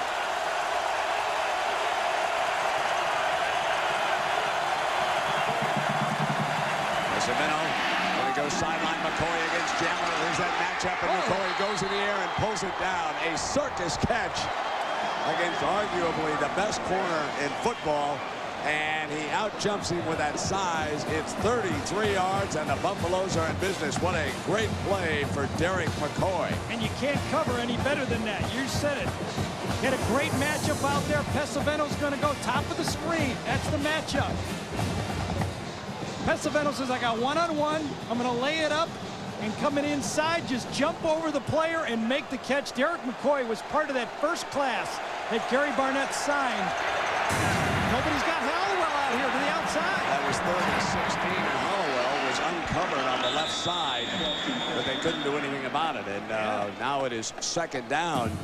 So the Buffalo's using a formation and a personnel substitution package for Coach Barnett. And they've caught Texas off balance here. That's a little bit of a mistake by the quarterback. You don't want to blame him too much, but one of your jobs is to check your formation and make sure your wide receivers are covered by someone. That time, no one had Hollowell at all. He could have just raised up the pitcher to him for an easy touchdown. 2nd down and 8. And let's see if Drum comes in motion.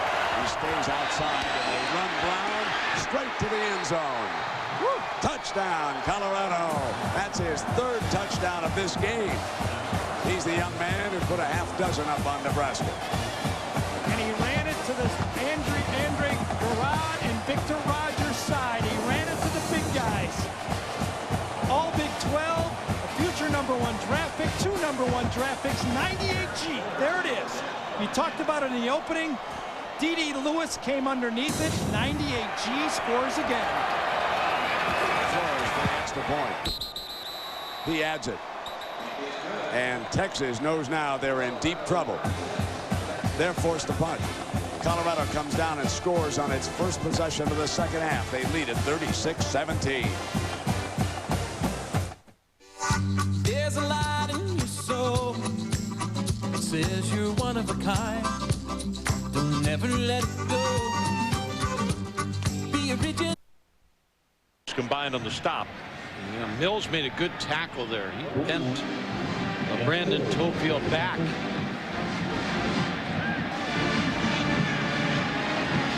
Junior college transfer.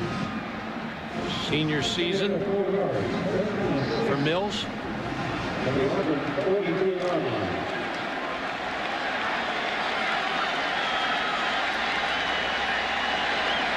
Everybody checking, making sure that they got 7 on the line of scrimmage. Davey faked the pass, now he's going to run it, and he'll have another first down. They also making the tackle for Auburn. And I have a feeling that Nick Saban is thinking this is great, that Big Rohan is. Whatever the product, wherever consumers can. Trying to go to Michael Clayton, but number 82, Reggie Tobar, got underneath the out, and so Rohan Davey did a good job.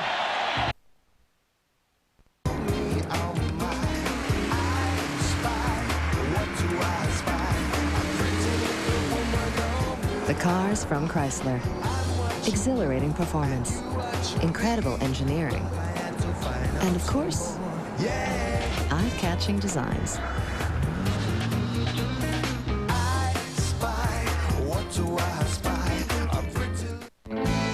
It's new, a flame-grilled top sirloin, marinated Cajun shrimp, and a great price, $8.99. Chili surf and sirloin. We're having some fun now.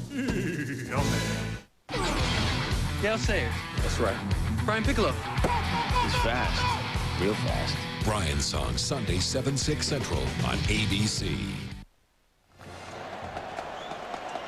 Mack Brown's Longhorns scored first of this game, but Gary Barnett's defense got their first of 3 interceptions against Chris Sims, and the game has not been the same since. That pick by Killian. They have dominated it since that time. 3 yards deep. It'll come out on the 20-yard line. An ABC Sports presentation of college football is brought to you by Dr. Pepper and your local Dr. Pepper bottler. BU, nothing's better. Dr. Pepper. Chrysler. Drive equals love. Ali, starring Will Smith, coming this Christmas to theaters everywhere. Your Morgan Stanley financial advisor who will never let you lose sight of what you're investing for. Major Applewhite, who replaced Sims after he injured a hand and has started the second half, has come on to the game now. And Mike Williams is not in the game. They've moved Dockery over to his right tackle spot. Benson and Williams lost on the same play in an interception. And Victor Ike comes off the sideline. He's the running back for the Longhorns right now, who need 3 touchdowns. And Dockery, number 76 in that line. So Dockery moves from a starting left guard out to the right tackle spot for the All Big 12 Mike Williams. There's Williams right there. He got, remember that play? Glenn lost Benson and Williams on the same play. So they lose an All Big 12 tackle and the freshman offensive player of the year. That was a very, very costly turnover. Major Applewhite to the middle again. He's got Scaife, the tight end, to the 46-yard line, and it's a first down, Texas. Michael Lewis that time, the safety, stayed up in the robber position, and Bo Scaife ran right by him to get down the middle of the field, and Applewhite accurately read it and threw it at the same time. The linebacker on the tight end hasn't been working, Brad. Not for anybody in the last couple games. 3 wide receivers. Williams is off to the right for Applewhite, who has favored the middle of the field with his throws since coming off the bench. And again, he goes back to the middle, this time underneath. And he's got a dancing first down from Victor Ike.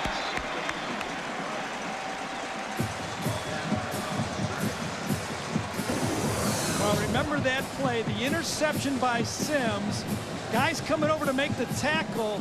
Woo. Benson runs in to Williams, running back into a 345-pound brick wall, and both of them are out of the football game. Johnson's off to his left, Williams to the right.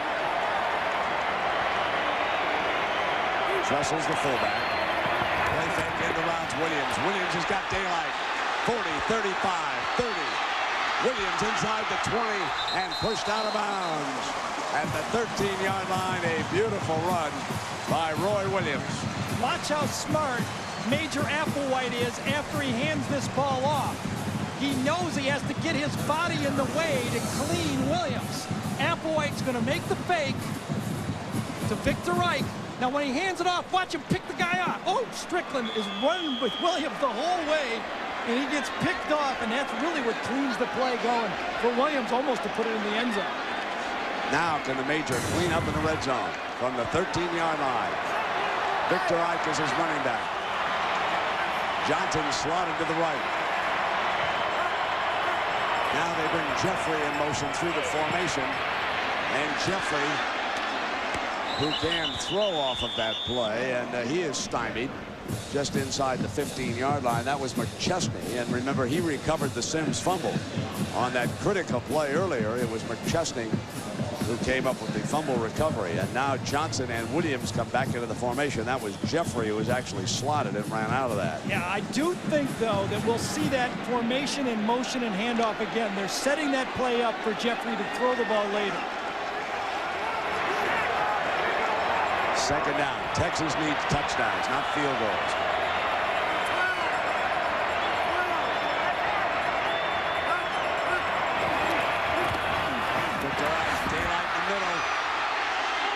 Battles to the 5, and it'll be third down and a couple. Well, next Sunday, John and Terry will be in Times Square to reveal which teams will battle for the national championship, plus all the other bowl championship series matchups. The Tostitos BCS selection show next Sunday live, 3:30 Eastern, 12:30 Pacific. And John and Terry, they have a lot of things to sort out. Florida, a loser today. Miami, of course, figures to be headed on to the Rose Bowl, the only unbeaten team. Texas, number 3, was hoping to move up. They're battling for their life right now. Oregon came through against Oregon State. Tennessee, about Colorado. They're as good as anybody right now. And Ike is short of that first down. Yeah, I don't know if they can climb high enough with the point spread, but I would say probably no one wants to play Colorado right now, including Texas. Tough matchup for anyone. When you're able to run the ball like they have and just get power running plays, you have a tough time beating a team like that. And Mack has to go for the touchdown here. It's 4th down and 1. He trails at 36-17. Inside of 8 minutes. They can get a first down without scoring. Remember that. They load up the backfield. And Major tried to draw him offside. Yeah, there was motion and motion back. Now you got to kick the field goal. Yep. Prior to the snap, ball start offense. 5 yards. Still early, third quarter, 16-point game if you kick this thing. Not the worst thing that's ever happened in the world. That's why Mack's clapping and saying good drive. Just can't miss it. Well, and also, Mack has to be concerned about his defense at this point. That's right. That's the shock of this game. Now, you know, you could say that maybe Colorado caught Nebraska off balance, but they sure haven't caught Carl Reese off balance. They blocked him. And Mangum nails the field goal. So Texas makes it a 36-20, a 16-point game and timeout.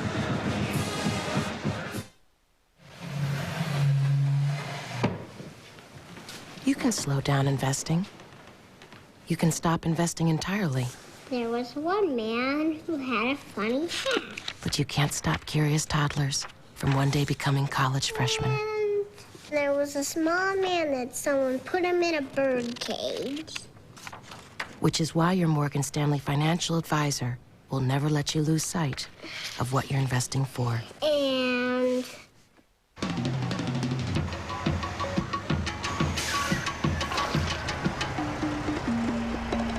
My baby loves me. She gets me feeling so fine. When she loves me, she lets me know that she's mine. And when she kisses, I feel the fire get hot. She never misses. She gives it all that she's got. And when she asks me, The cars from Chrysler. So distinct. They have an attraction all their own. that's what I say. I see I won a Nintendo GameCube with Luigi's Mansion, Wave Race Blue Storm, and Super Smash Bros. Melee, and Pikmin. This holiday season, let Dr. Pepper play Santa by giving away thousands of incredible new Nintendo GameCubes. Look on specially marked packages for your chance to win instantly. I know what this is. Quit messing around. Let's go. The Nintendo GameCube giveaway, only from Dr. Pepper. I always did like that Major. Don't know why they were messing around with limo. Been there, done that. Kid hadn't earned it yet. Old people down there in the corner. Chewing on the old cud down there. Seen it all. Kickoff is drilled. Hollowell will field it and they step into the end zone. His momentum took him there. Now they're going to mark it on the 1-yard line. There's your mental mistake. Well, there's a guy trying to make a smart play, too. And this is a tough one. If he runs it out, we say, what are you doing that for?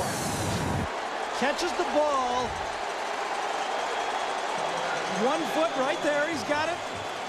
And then his momentum. Yep. Well, that's pretty close.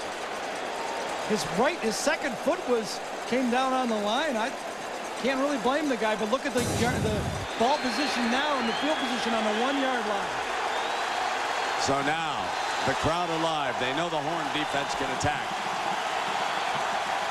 Pesavento and the Buffaloes must be so careful down here.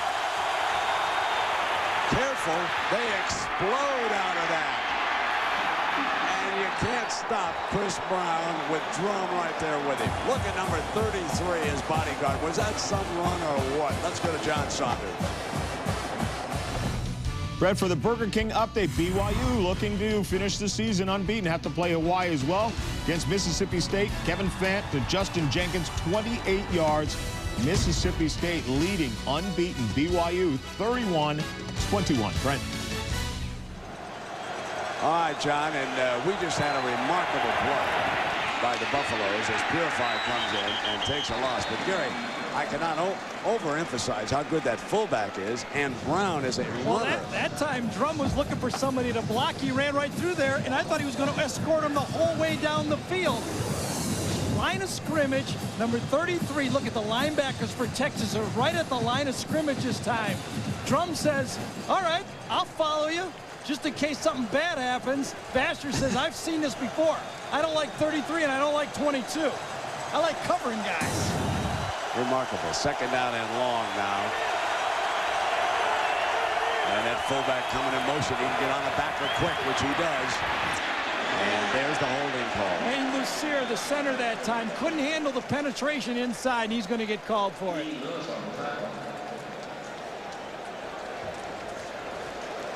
That's how you stop him. The only way to stop him is to penetrate. Let's check in with Jack. Brent, if you take a look at Bobby Pesavento, he is now wearing a rubber knee brace on his knee. It seems that he sprained his MCL in the last play of the first quarter. Greg Oakes was scheduled to come out and start the second half. But Pesavento talked Gary Barnett out of it at the last minute. On that last play, after that sizable gain, Pesavento turned to the sizable Texas crowd here and waved him on, saying, bring it on, baby, bring it on. Well, here's second down and 23. And they run Purify to the 20-yard line, pick up a few more yards before they face this third down here. You know, another just real big part of this football game with this herd for Buffalo running the ball. Purify, Brown, Cortland Johnson, they don't turn the ball over. They don't drop it. They don't fumble it. They take care of the ball. They protect the ball. I think that still an emerging story is that one by Jack with that knee. It's okay if you can run the ball and have a knee like that, but if you have to throw it, we may still yet see Craig Oakes. Look for Graham. He's only caught one pass, but they elect to keep it on the ground with Brown. Conservative call, and they're going to punt it away. Jones makes a stop on Brown, and here's our Chrysler Drive summary. And take a look at Colorado's last 7 possessions. Before the half, they scored a touchdown, and they struck right after the half. I tell you, If it wasn't for the clock running out on them, they'd just be scoring it well. They made one mistake, Pesaveno's interception, or they've been just going through them, and they've been, obviously, those turnovers have helped them with the short field. So from behind Mariscal, who will punt it away.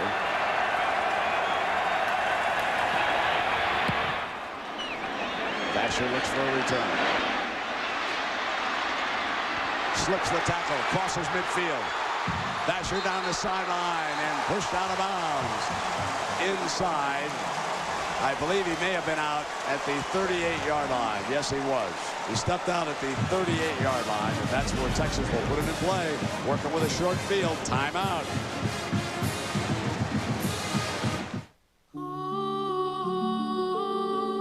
How can you provide for the future of the people who depend on you? With the power of Pacific Life. For over 130 years, Pacific Life has improved the lives of millions with investments, annuities, and insurance. Because careful planning today can help them reach their dreams tomorrow. Discover the power of Pacific Life. There's a light in your soul. It says you're one of a kind. Don't never let it go.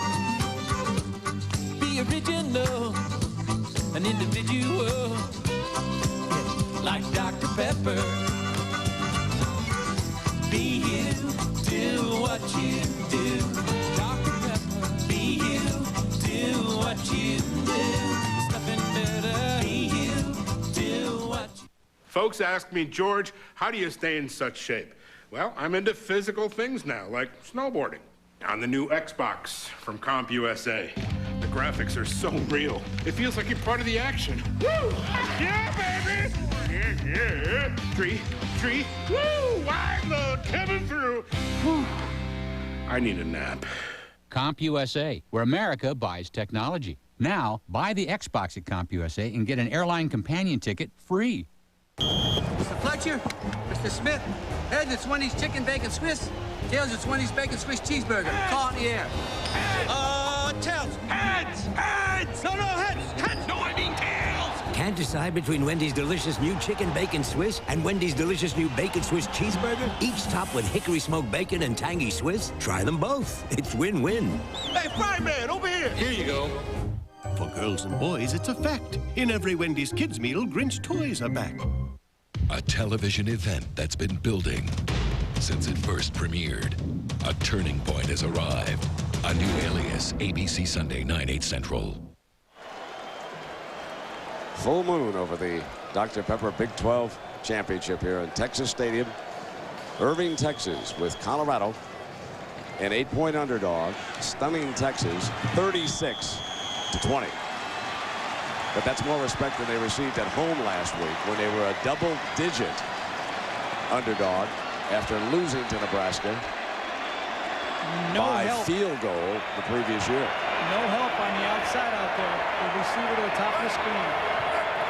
Goes down and whistled prior to the snap.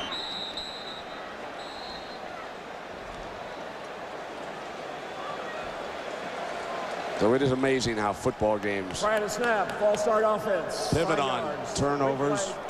And now it is time for our Pacific Life game summary. This game has not been the same. First it was Killian for 73 yards. Then it was Johnson. Then it was the fumble. And finally, the third interception. And Colorado seized the opportunity to score touchdowns off of the 4 Texas turnovers, and they lead it 36-20. Pump fake. Now Applewhite sideline got Williams, and Williams is out of bounds. A beautiful look off to the right, and then come back to his big play man, and he's just short of the 20-yard line. Give me accuracy from a quarterback. Another Give penalty me flag. accuracy. Gary. I think it was penalty pass interference by Colorado on that play. Holding. Yeah, holding. They were holding Roy Williams. He fakes to the bottom of the screen, but he's going to go to the top of the screen. He's got one-on-one coverage, and boy, that big guy right there, Roy Williams, even though Snead tries to hold him, but watch how accurate the throw is. Can't throw it any better than that. You put it up top, Snead doesn't even turn around, and he gets it. Here is Roy Williams, the big play guy, and his brother Lloyd led the NCAA in reception down at Texas Tech. That was back in '92, and he's out of a very, very good high school program in Odessa, Texas. Friday Night Lights, first down and 10.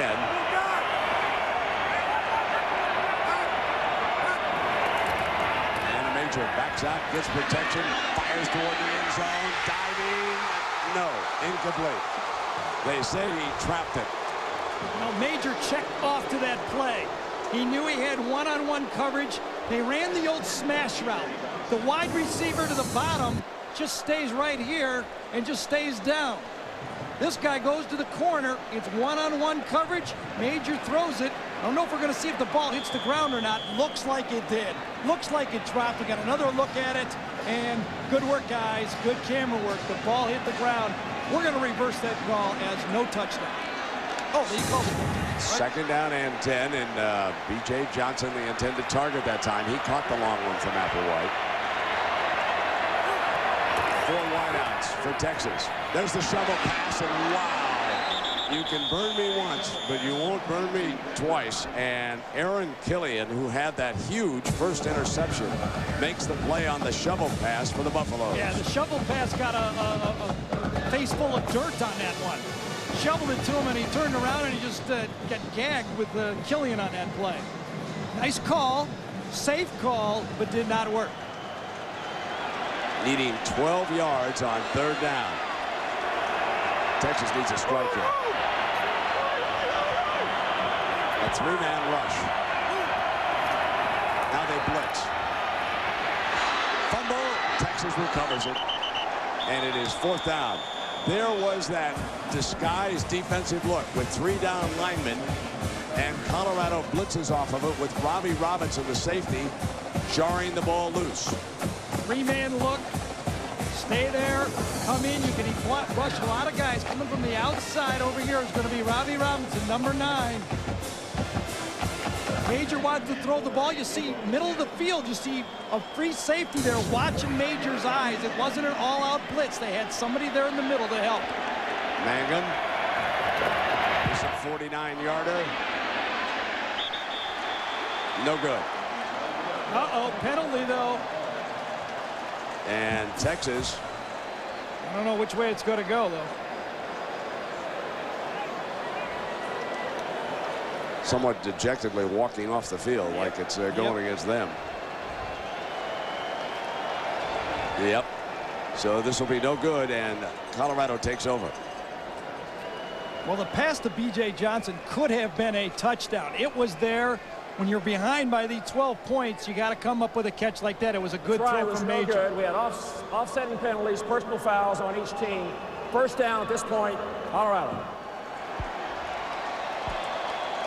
Well, Sunday night, Terrell Owens, Jeff Garcia, and the San Francisco 49ers look to keep pace with the Rams as they host the Buffalo Bills. Sunday night football, 8:30 Eastern on ESPN. And for more information, log on to ESPN.com. Colorado 36, Texas 20. The winner with an automatic BCS bowl bid. Cortland Johnson in as the running back. The herd, part of the herd, 3 different guys.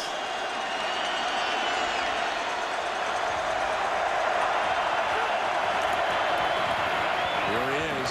He thunders through there to the 40-yard line, and it is 2nd down and 2. You know, you cannot say enough about the job that Gary Barnett has done. And remember back at the Big 12 Media Day when he visited this stadium, and he had with him Gerard and Lewis. And he had them look around the stadium, and he said, "We will be back." And everyone laughed. And, of course, after losing to Fresno State, they laughed louder. And then I couldn't believe that I was handed a clip by somebody suggesting that Barnett is out trying to get another job someplace. He never was interested in Notre Dame.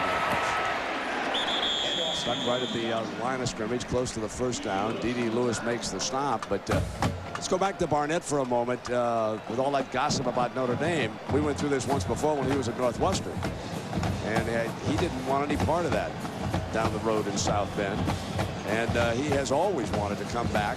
He obviously was a candidate for Texas, lost that job to Mack Brown. But he seems very happy when we talked to him in Colorado, and I couldn't believe that someone might suggest that he was lobbying for a job. Now on first down and 10. Pesavento on the roll. Goes high and out of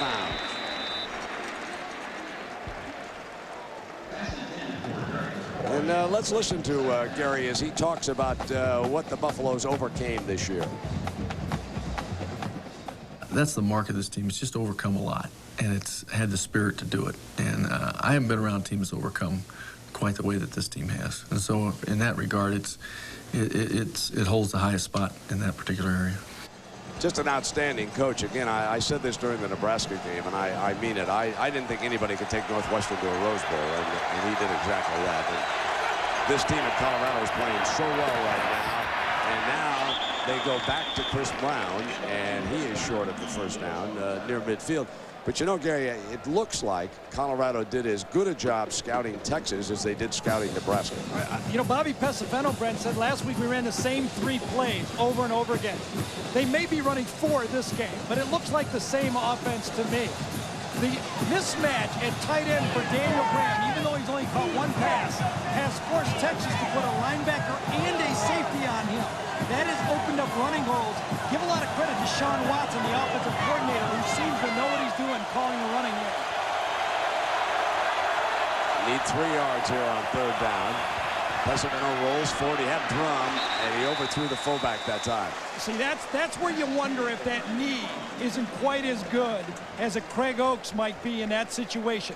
That little bit of mobility to drop the ball off the fullback is huge in this type of a game. You know, Texas believed, and I agree with them, that Barnett's very comfortable with Pesavento. He does not make the big mistake out on the field. And yes, he missed the open man, but he threw it out of bounds. He did not throw it to a white jersey that time. He has not made the mistakes that Chris Sims, a much more ballyhoo quarterback, made in this game and put Texas into a hole in the first half.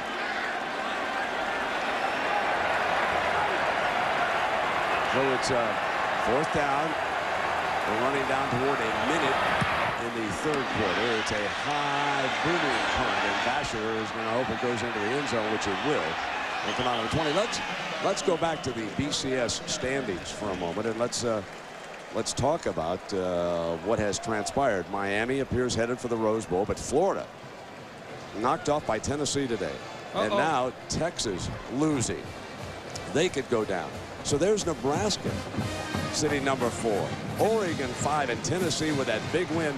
And you got to wonder how high. Now Colorado with 18 would seem to be, because they've lost twice. You got to wonder. Would seem to be out of it.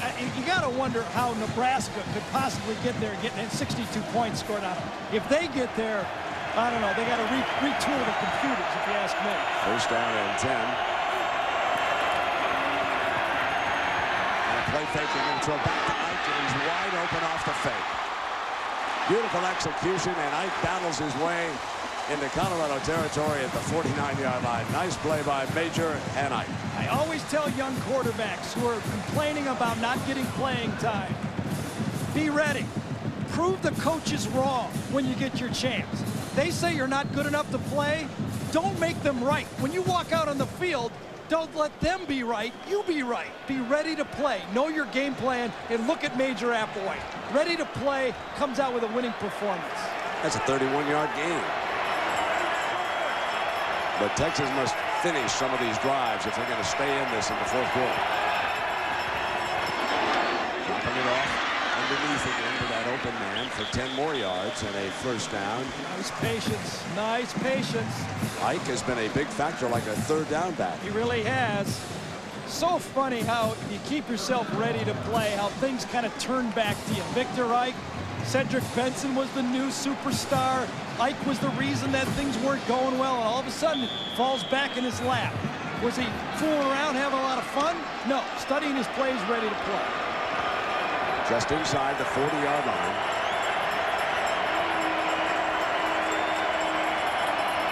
And a major change here up. He's got 10 seconds left on the play clock. This time they'll run inside the 35-yard line. Tufts again. And a flag is thrown on the far side.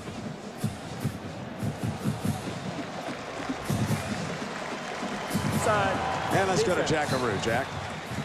Gary, you were talking about being ready to play. Well, consider this. 9 days ago, Major Applewhite and his dad had tickets to this game. They were going to be the guests of Dr. Pepper and watch the game from a suite. And then all of a sudden, the Oklahoma State victory came upon them. The Major called his dad and said, "Dad, I think I'm going to have a better seat." And his dad said, "Well, son, what should I do with your ticket?" That's a good story. Maybe they will go to the Rose Bowl, huh? All righty, the situation here, clock moving quickly. 5:43 left in the ball game, and LSU with a 20-point lead, trying to get to Atlanta to face off with Tennessee. This pass is caught at the 37 by DeAndre Green. I said a little while ago, I like to move with Jason Campbell. He's the future. You've got to play him. You've got to keep his spirits up. You've got to keep with him. He's got to know that this coaching staff's behind him, and then he's got to do a good job in the bowl game. Off season, got to work, and spring practice, and you're going to see a very fine quarterback next fall.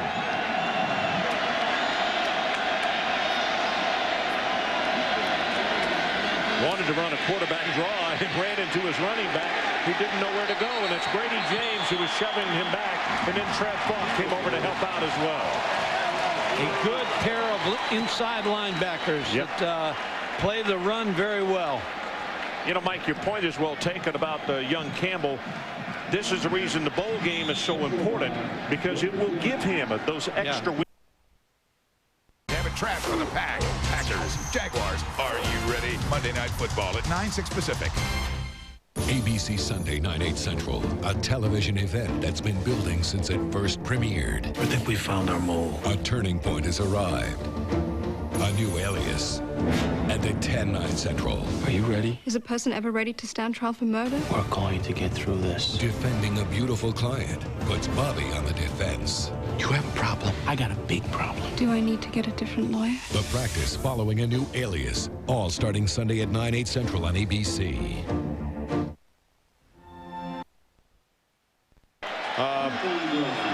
Don't want to speculate on what they're going to do, but it's pretty clear cut as far as what happened on the play. Butler, big opening again, and he is going to go inside the 15-yard line before Hookfin stops him. Go back to what you're talking about when you go to a bowl game. A lot of coaches will take 125 guys to a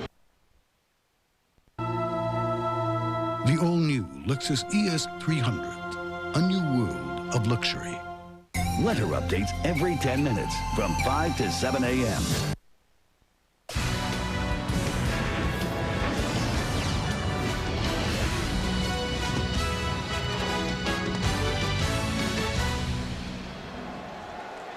Well, not impossible. They need 2 8-point plays, but Colorado defense playing pretty good right now. They are, and they still have the ability to run the ball. But I like the way Major right now is being patient with the football. He's not trying to force it downfield. That's the best way to come from behind. All right, 36-20 is our score. There's our line score. And after we look at some more stats, we're going to bring in a friend of ours, Eric Crouch, the outstanding quarterback of Nebraska, who is watching this game back home. And here it is, first down and 5 for the Major. He'll throw. Thomas tries to get to the first down as lunges forward. And here's our Dr. Pepper stats through 3 quarters, Gary. Well, you can see Texas is gaining all the yards, but they have to. When you turn the ball over, you're going to have to go a longer field. They're doing it. The passing game has been what they hung their hat on. They've lost Mike Williams. They've lost Cedric Benson. Major Applewhite is going to have to win this game with his arm. First down for him. They motion Victor out of the backfield. Offensive line does a job. He's going for the end zone. And he overthrew Roy Williams. And we welcome Eric Crouch, the quarterback of the Nebraska Cornhuskers. And Eric, as you've been watching this game unfold, what are your thoughts about Major Applewhite taking over here as quarterback for Texas? Well, he's been a guy that I've played against before, and so I know his toughness and his ability. He's doing a great job right now, and I've always kind of been a Major Applewhite fan, and you know, every chance that he gets to get in there and play, that he steps up to the plate and delivers. Second down and 10 now for the Major. He eyes that defense. Clock down to about 6 seconds. And he's going to call a timeout. So we'll take a break, and then Gary and I will come back with Eric Crouch in just a moment. I won a Nintendo GameCube with Luigi's Mansion, Wave Race Blue Storm, and Super Smash Bros. Melee.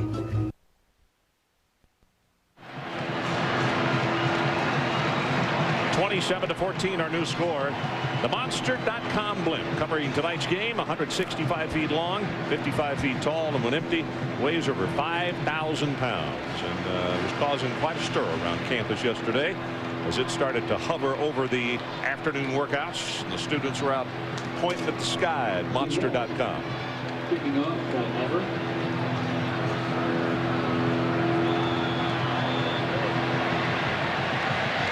So LSU with a good hands team in and anticipating his onside kick by Damon DeVault. But he gets a good bounce, and it hits in that dead area. And Clayton, the young receiver who has been outstanding on special teams tonight, he recovered the onside kick for LSU, and he did a good job of getting back and picking up that ball. Yeah, because Eddie Grant's... Introducing the all-new Chevy Avalanche. The only vehicle that switches from an SUV to a pickup. Good idea. Chevy Avalanche. Like a rock. Ho, ho, ho! Oh, I hope you didn't put all those on the credit card. Yeah, why? Do you know what those interest charges are going to do to us? Don't worry. I used our new Capital One No Hassle card. Fed up with exploding credit card rates? To the neighbors! With Capital One's new No Hassle Platinum card, you get one low fixed rate and none of the hassle. Gotta tell Steve and Laura about Capital One. What's in your wallet? Tuesday. USA! What's wrong with these people? Pat him down for box cutters. This is a crime that's going to get personal. New NYPD Blue, ABC this Tuesday, 9/8 Central. Second down and 10 for the Longhorns at the Colorado 26-yard line. The Buffaloes lead it 36-20.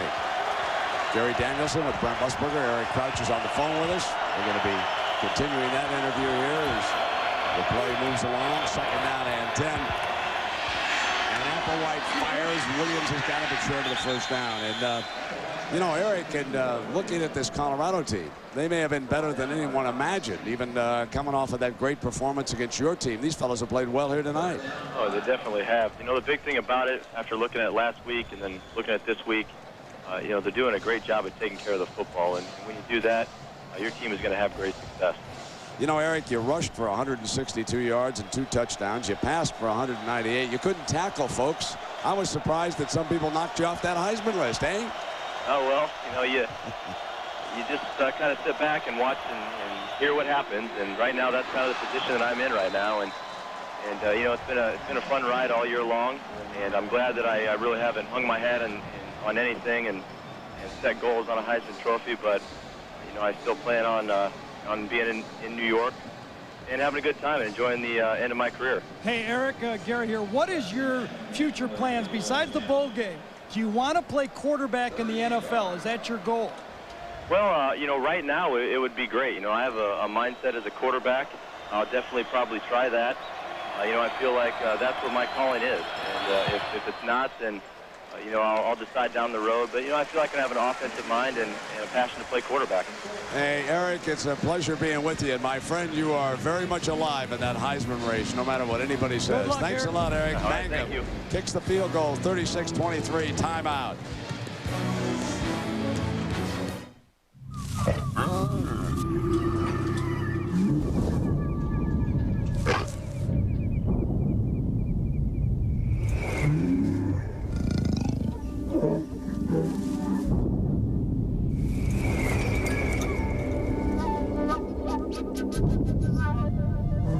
After the new Chevy Trailblazer, everything else just seems kind of weak. The all-new 270 horsepower Chevy Trailblazer, like a rock. In October 1993, a nation watched. The unthinkable happened. We're hit! X1 is going down. Now, witness the courage. Get him out of there. RPG! The world never saw. Where do you think you're going? For you guys. Now with that cast on, you're not.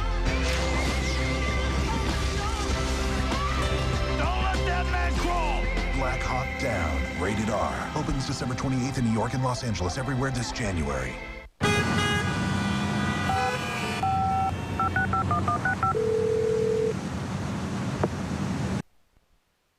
believe Brian McKinney's the best player in college football this year and will be the #1 draft choice. You know, another person that you have to, and he's going to get some votes out of the middle of the country as we watch Cofield break this one open inside the 40 and down close to the 35. He won't get enough to get. You the monster. 13:42 left now. And the Texas defense needs to make a statement here against Bobby Pesavento in Colorado. Gary Barnett will be looking for a ball control drive. He'll be looking to take some time off the clock. What that field goal did, it means that they don't have to go for 2 points, but they still need the 2 touchdowns. Short on the kickoff. Hollowell runs it up, looking for an opening. And it closes down at the 30-yard line. And the ABC Sports presentation is brought to you by Dr. Pepper and your local Dr. Pepper bottler. Me, you, nothing's better, Dr. Pepper. Chevy Trucks, the most dependable, longest-lasting trucks on the road. Chick-fil-A, home of the famous Chick-fil-A sandwich. And Bud Light. For the great taste that won't fill you up and never let you down, make it a Bud Light. Right now, this Texas defense has to force a 3-and-out. They need the ball back. Jammer will go with McCoy. Brown, who has scored 3 touchdowns and rushed for 139 yards, is the running back. They'll go to 22, and Texas knew it was coming. And a big-time play by Reddy. Check that. That was Gordon, Maurice Gordon, the defensive tackle, who broke through there and made the stop. Number 48, when you pull it, it's 98G. Wayne Lucier could not get the reach block on Gordon. Got in with that penetration, and 98G becomes OG. We just lost 5 yards. 2nd down and 15 now, and the Horns think they can tee off defensively. Both Johnson and T.D. Lewis are in the game. Johnson, no safety. No safety. In that middle gap. They'll run Brown back toward him. And he battles to get back to the original line of scrimmage, and he may have been a little bit short on the stop by Brooks.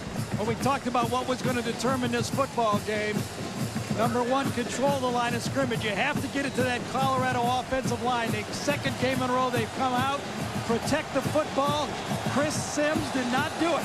3 interceptions, and he fumbled, and that kept Colorado in the game, and they ran with it. Cortland Johnson, the best receiver of the backs, has checked in. Piece of equipment is fired off to the far side by Colorado. So Cortland Johnson could switch out. 3rd down and 10 now. And Pesavento will throw the screen pass underneath. And Johnson for a 1st down. They send him in, the good receiver. And he makes a 1st down on the screen play. That piece of equipment when Wayne Lucier's left shoe. He's playing with a sock in this game, and he pulled on the screen play. He tossed it. He couldn't get it on. He's lined up in the middle. Watch him come across. It's going to be a screen play to the left side of the screen. Lucier is going with 1 shoe here. Comes out, doesn't get a block, but he was out there. And they've got him out here for 1 play as they put the shoe on the sideline. They'll bring him back. 1st down now. And they run Brown to that middle. And he is wrestled down by Brooks. But a big gain.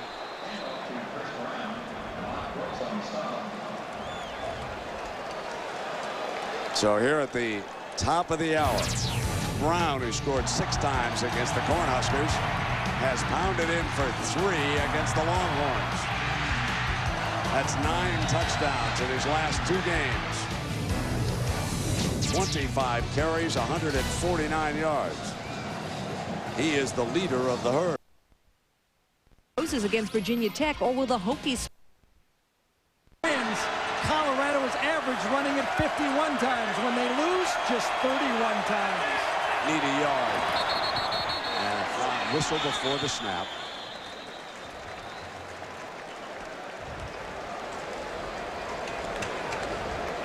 Right at snap. Ball start offense. 5 yards. Replay second down. And 1st and 10 this quarter is brought to you by Chevy Trucks. And you can see that line about a yard away. It's all they need here. But now they move it back 5 more after the penalty.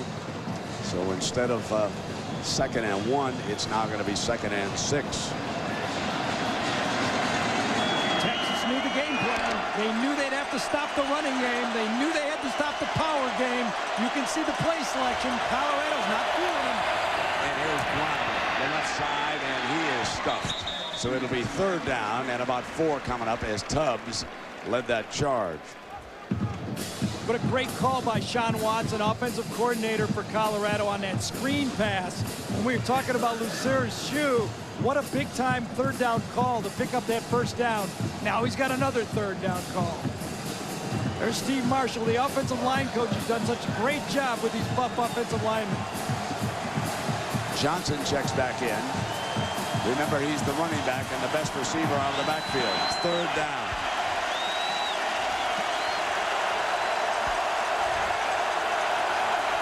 The toss to Courtland Johnson, and he is stuffed. Colorado forced the punt with 10 minutes to go.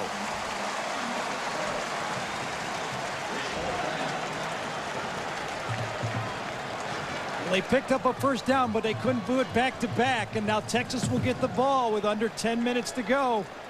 And now Major Applewhite can't be quite as patient as he was before. He's going to be forced to throw the ball downfield. And I almost believe they're probably in 4-down territory. Hard to punt. Now remember, against Texas A&M, Roderick Babers blocked a punt, and Tony Jeffrey ran it in for a touchdown early in that game. Yeah, it was only for touchdown. And they're going to throw back out of it. Intercepted, touchdown, Texas! Oh, my! Babers for the touchdown! What was Colorado thinking about?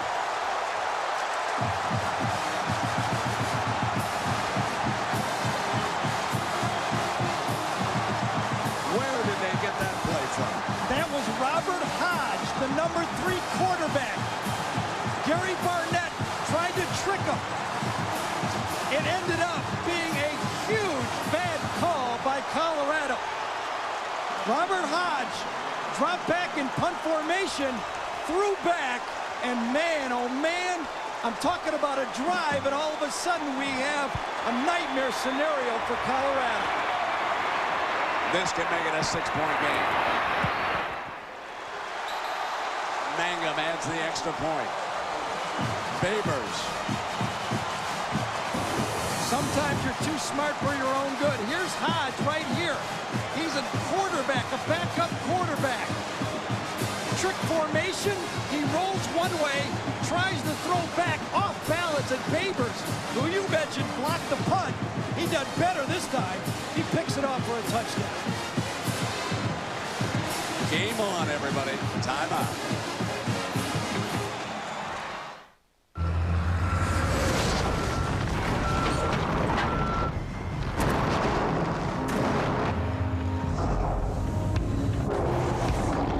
This is Silverado Heavy Duty. The most powerful heavy-duty pickup you can get. Silverado Heavy Duty. More truck from Chevy.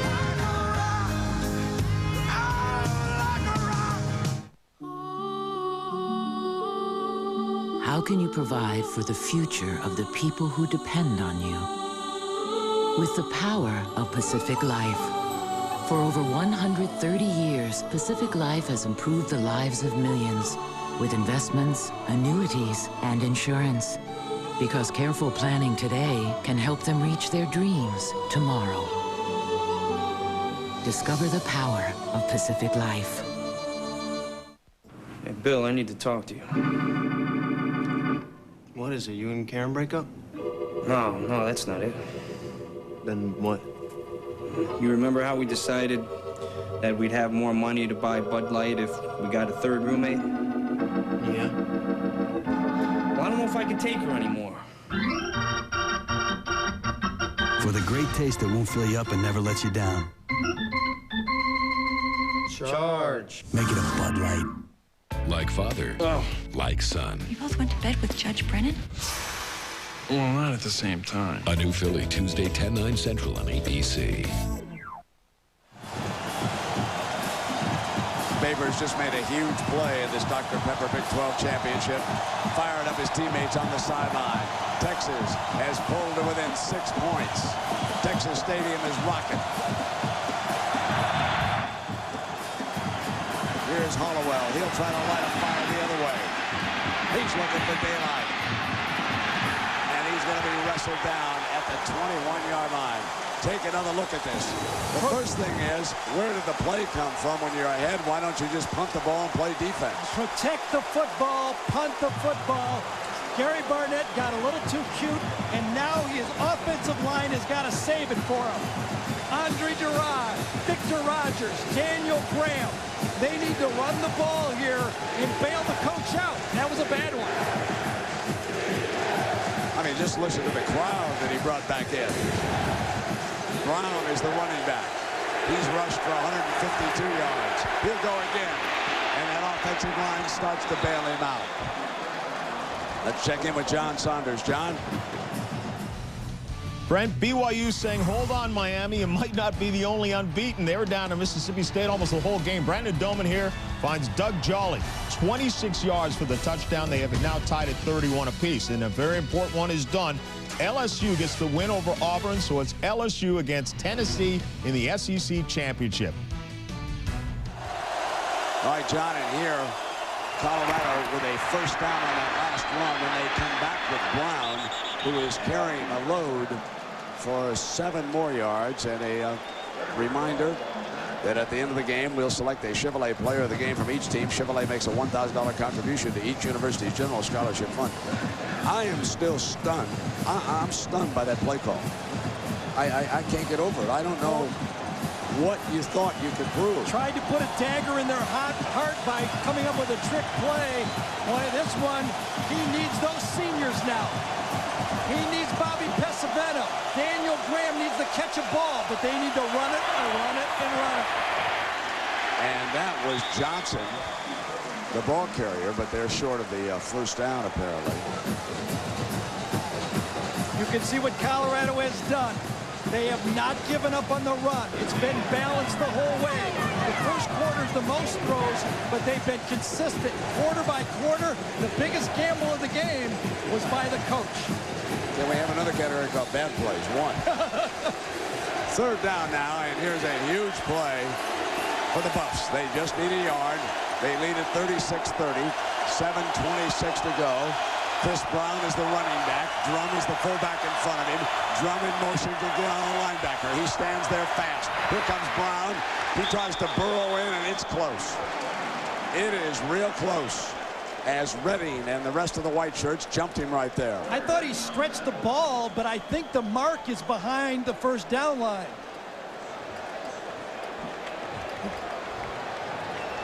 The linesman came in and put the ball where his knee was. I think he's short. Well, it's right on the line. Look, it's right on that yellow line. Look at that. That's how close it was. He reached that ball out and it was right there.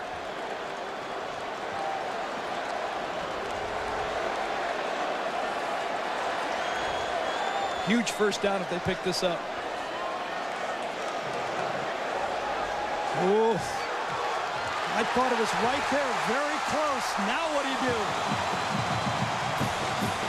You tell the guy who's spotting for the yellow line to get on the good stick. He only missed it by about half a yard. Yeah, but what do you do now on 4th down? You got to punt it. Oh, I think you got to go for it. I'm a firm believer in protecting a lead with your team. Well, if you don't protect it at 12, why protect it at 6? You got a backup quarterback and a backup running back.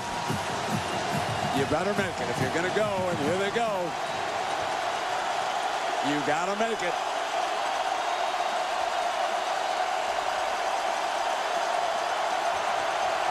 Fourth down and inches.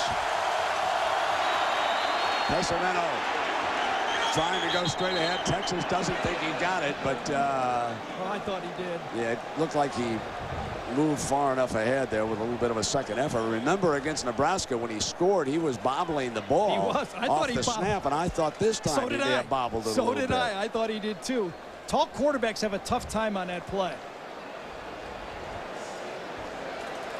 Corey Redding shaking his head no, but I think you got it by half the football, but it doesn't make any difference. They're going to measure it.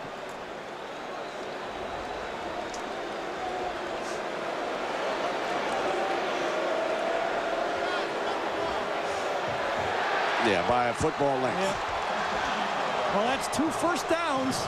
He's turned the ball over to his offensive line, his running backs, and said, and I think he bobbled that ball. He did, but he got up. He clearly got the first down.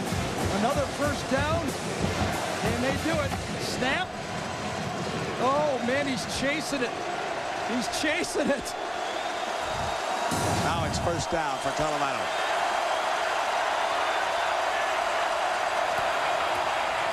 They fake that end around and run Brown straight ahead for a couple of yards behind the left tackle. And another reminder that Monday night, Brett Favre and the Green Bay Packers face the Jacksonville Jaguars, who would love to pull an upset. Packers-Jaguars, Monday Night Football, 9 Eastern, 6 Pacific, right here on ABC.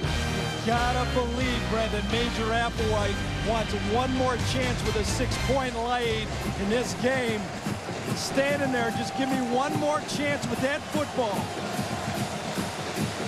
Well, I think he's a lock to get one more chance. Well, you just don't know what the score's going to be, exactly. and you don't know where field position's going to be. As Johnson checks into the backfield, they've got 4, and they send Hollowell now in motion. Middle. Diving reception. Was it off the deflection? He's waving it off. Said it hit the ground. He went to Spanuski that time, the other tight end, and the umpire was right in the line of the throw and ducked just as Quinn was trying to catch that ball. Hit him right in the face mask. See if the umpire doesn't distract him. Pesavento coming across, easy throw, umpire ducks, and yeah, that's lucky that thing wasn't picked off. Daniel Graham, decoy on this one. Does he get his fingers under it? Nope. Hit the ground. Hit the ground. 3 wide receivers now on 3rd down. They need to reach the 46-yard line.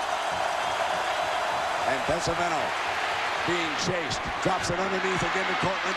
This is Brown, and Brown for the first down across the 45-yard line. Another screen pass on 3rd down. Pesavento's limping. Gamely staying in the ball game. Hurt his knee on that last sack of the first half. Craig Oaks thought he was going to get the start, but Pesavento talked Gary Barnett into staying in the game. Another great first down on 3rd down for Colorado.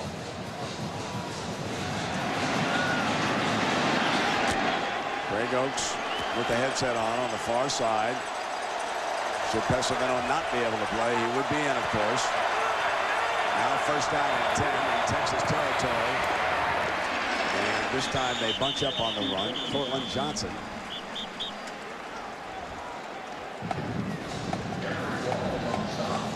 If time permits, stay tuned for the Thrifty Colorado postgame report featuring scores and highlights from across the country. Texas has 2 timeouts remaining. Major Applewhite had to take one on a little mix-up when he had the ball on offense. The Texas defense needs to make another play here. 2nd down and 9. D.D. Lewis moves up into the gap. And they run Brown nowhere, and it'll be 3rd down and long now. And you wonder if Colorado would dare attempt another screen pass, which has been their best play in this drive. We're inside of 5 minutes. No, I don't think that screen pass is going to work again. They're going to have to throw the ball downfield or punt the ball if they don't make a first down. And Graham, of course, The tight end has made 1 catch for 22 yards. That was like on a broken play. They've not been able to get it to him in the main offense. Portland Johnson with his shirt out, back in and running back. Pesavento going to have to throw it away. There's your 4th down now. You would assume a punt. I don't think we'll see another trick play. Well, Major's going to get his wish. Get the game in his hands. 6 points. Chance to be a legend in Texas, maybe forever. One of the better punters in the Big 12, Mark Mariscal. He'll try to bury Major inside that 20-yard line. That's what's critical here. Try not to give away field position. Try not to let Vasher have a good return.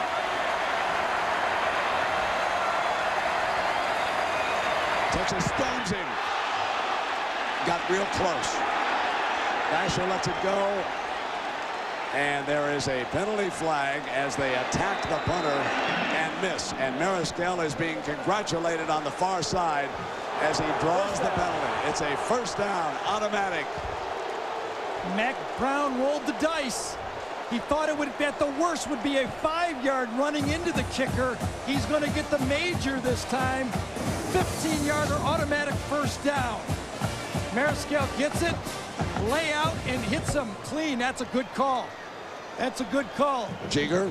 Jeager comes across. You've got to go across where the ball is going to be punted, not where the punter was. And that's a good call. I think that puts that punter in danger, and Colorado keeps the ball. Wow.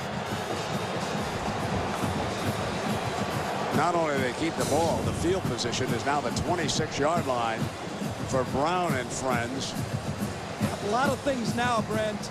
Going to force Texas to use their timeouts, and Colorado could kick a field goal to make it a 9-point game.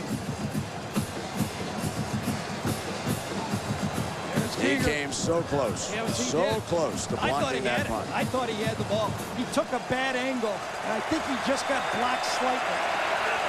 1st down for Pesavento, Colorado, and Brown is stopped.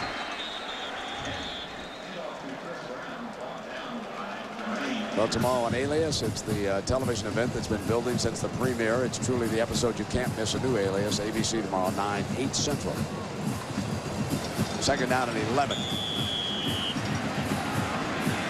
Haven't seen this much happen on 4th down in a long time.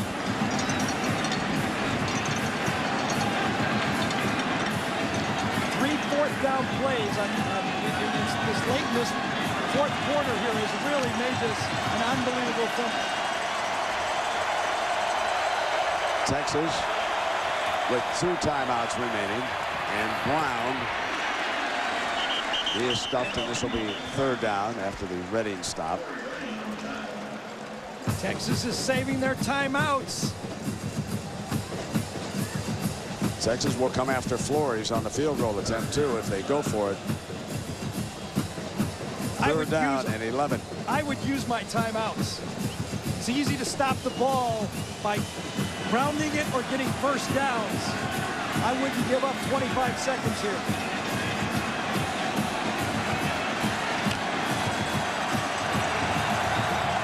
McCoy goes out to the left, and Jammer goes with him. They're going to bring Brown to the middle of the formation, just short of the 20-yard line, and it is 4th down. So the Pacific Life game summary, and 4th down so huge. Babers picks Hodge, dashes in for the touchdown. Jeager close to blocking it, but he commits the personal foul, and it's a 1st down. And now it is 4th down at the 21-yard line with Jeremy Flores trotting onto the field. Be about 38-39. And holder is Jason Buryanek, his father, the Associate Athletic Director at Colorado, and a penalty flag. I think Colorado moved. Oh, they get it, delay a game? Oh, man. They huddled up near the sideline to try to bleed the clock, and they took too long. Now, In some situations, you should pooch punt out of this and make a direct snap and still try to bury that team inside the 20-yard line. Yeah, Brent, Colorado's got all 3 timeouts. They could have ran it down to 1 second and taken a timeout themselves. Big mistake again. Brian Eckel put it down for Flores. This would be a 43-yarder. It's long enough. It's good. Jeremy Flores makes it a 9-point game. It is huge. The Buffaloes in complete control now, sitting on a 9 timeout. There's a light in your soul. It says you're one of a kind. Don't never let it go. Be original, an individual, like Dr. Pepper. Be you, do what you do. Dr. Pepper. Be you, do what you do. There's nothing better. Be you, do what you do.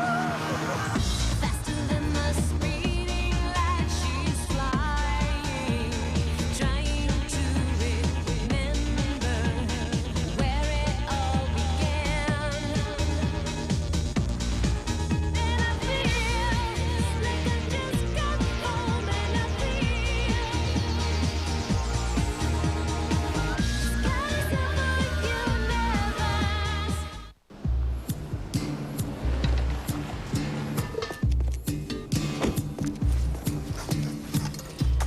Change for $1. Sure. Introducing the all-new Chevy Avalanche. The only vehicle that changes from an SUV to a pickup. Thanks. Chevy Avalanche. Like a rock. Eric Bieniemy in the herd over there, and Brown did a great job for the Buffaloes in this game. Well, Major didn't get his wish. He didn't get the ball back with 6 points. But after the roughing the penalty, on the roughing the kicker penalty, 2 minutes and 13 seconds were burned and 3 points from 4:11 to 1:58. What a penalty at the end of the game.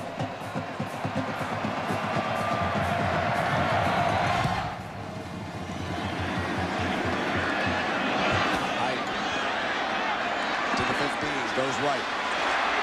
Victor right down the sideline.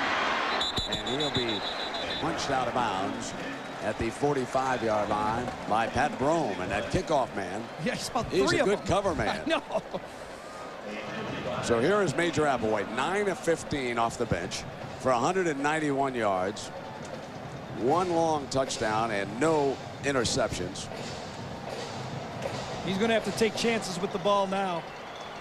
Get that onside kick team ready. Got to stay positive. You're Texas. You call for the onside kick team right now. And you assume that Major Applewhite's going to take him down there and score.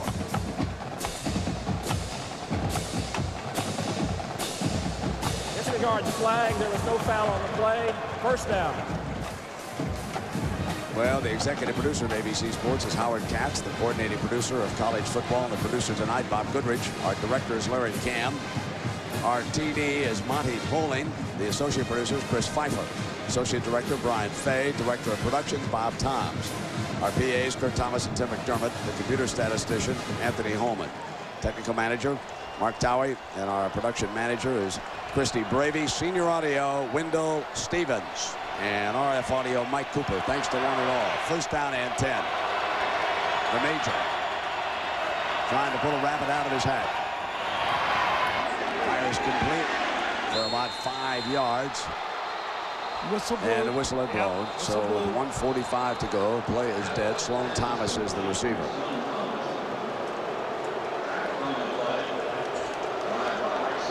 Now the clock will start tonight. And there you see it. It's going.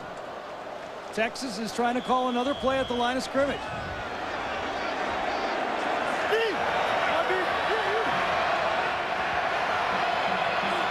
Second down for the Horns. And Lewis with great coverage that time on Shanahan, and it'll be third down. Right now, Colorado has to keep everyone in front of them. You don't want to give up a cheapy big one. Force Texas to go slowly down the field. Take your chances on an onside kick.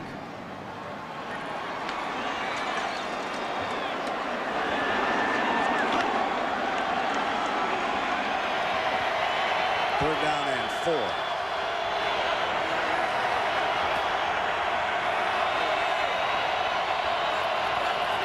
There was movement. Flag. And the play is whistled dead.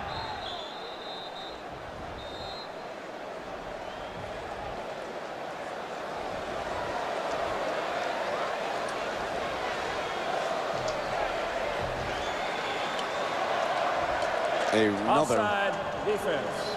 Remarkable day in the history of the BCS, with Florida, #2, falling at home to Tennessee and favored Texas here in the Dr. Pepper Big 12 Championship, losing by 9 points with 1:27 to go. And you wonder what the polls and the computers and all the numbers will come up with. They come after a major. He rolls hard to the left as he saw it, but he's not going to get it off.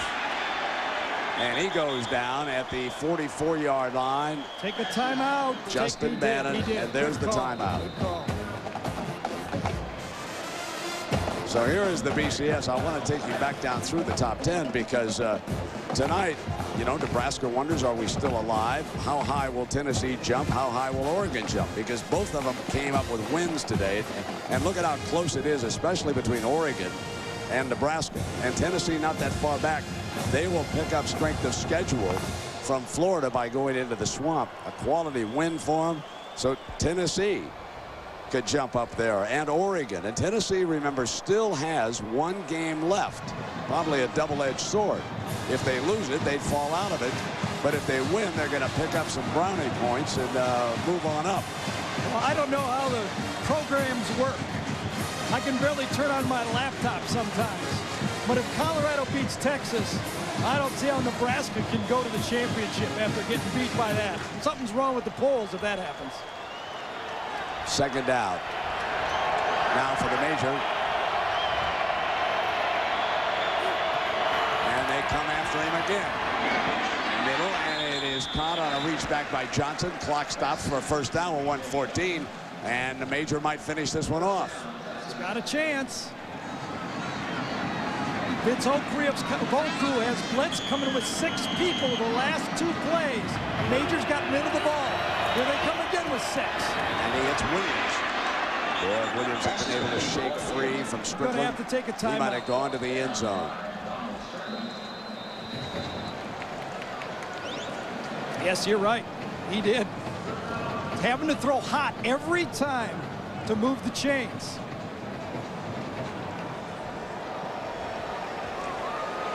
Well, our Chevrolet players of the game, the major.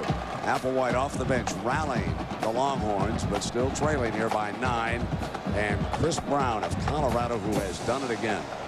34 carries, 179 yards, and 3 touchdowns. The young man from Naperville, Illinois.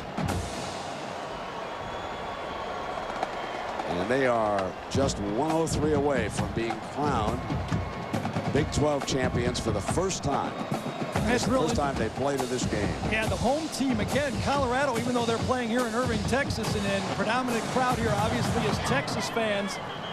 Colorado was designated the home team, and the home team has won this Big 12 championship every time. Came back to this, though. Roughing on 4th down. Major could have had that ball back. Ended up burning an extra 2 minutes. That's just one of the key plays, though. Second down for Major in Texas. More importantly, 103 remaining. Pockets formed, throws underneath to Robin. First down, clock will stop again. And he's at the 16-yard line, just inside of a minute now, 57 seconds. Texas has burned its timeouts. You need to throw the ball either for first downs or touchdowns. They can't afford to throw the ball short and have the clock run. Major throws for the end zone. Jump ball. Williams goes up in the air and could not come down with it as he was dueling Snead. Alley-oop, nice call. It's a nice call. You put your big receiver on a smaller corner that time, one-on-one.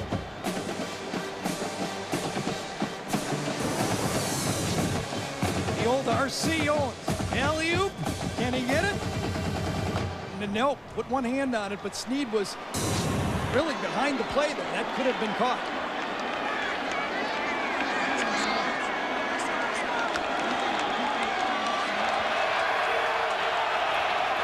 Williams is off to the right. Johnson slot left. 48 seconds.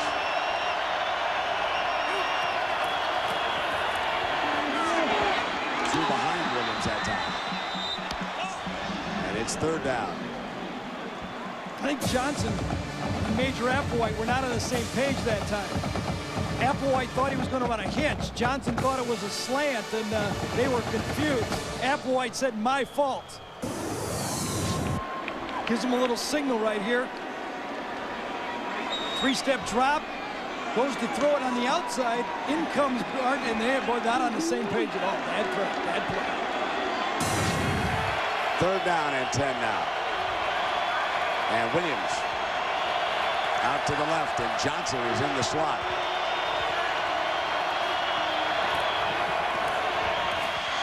Johnson dives, end zone, reaches for it.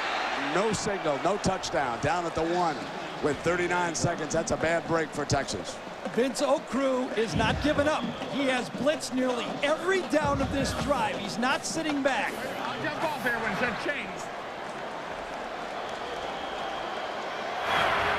He stops the clock. Texas out of timeouts with 38 seconds to go. They simply cannot waste time down here because they still, after the touchdown of the extra point, are going to need an onside kick. Oh, yeah, it's coming for that onside kick, no doubt. So Mangum on the artificial turf. And we're assuming now that Texas would pound it in here from the 1. But on the artificial turf, sometimes a kicker like Mangum can get that high bounce. But we'll see how that unfolds now. First things first. The Horns have got to get it in fast. Colorado will take its time. And they're going to use a timeout. So Lewis signals for a timeout. They had all 3 of them. And they're going to huddle up.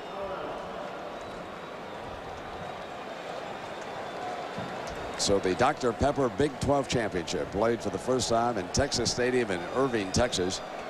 It seems like such a long time ago, Gary, when the Longhorns scored the first touchdown of the game, but then came a succession of turnovers, which turned this game completely around. Chris Sims, 3 interceptions and a fumble. Colorado cashed in on all the turnovers, and that's the difference in our ball game here. I thought the first interception of the game, Killian's 73-yard return, was as big a play as we had tonight. It just changed the game. They were controlling the game at that point. Right now, Chris Sims is hoping Major Applewhite can pull this one out. Hurt his left hand. I don't know if it's bad enough that he couldn't play again. He's holding his helmet in that left hand. But with a hot Major Applewhite, you got to let him go this second half. After he came in and threw that long touchdown pass, you weren't about to take the Major out, were you? Nope. No. Chris Sims just happy Jim Mora isn't his coach right now. Second down and 1.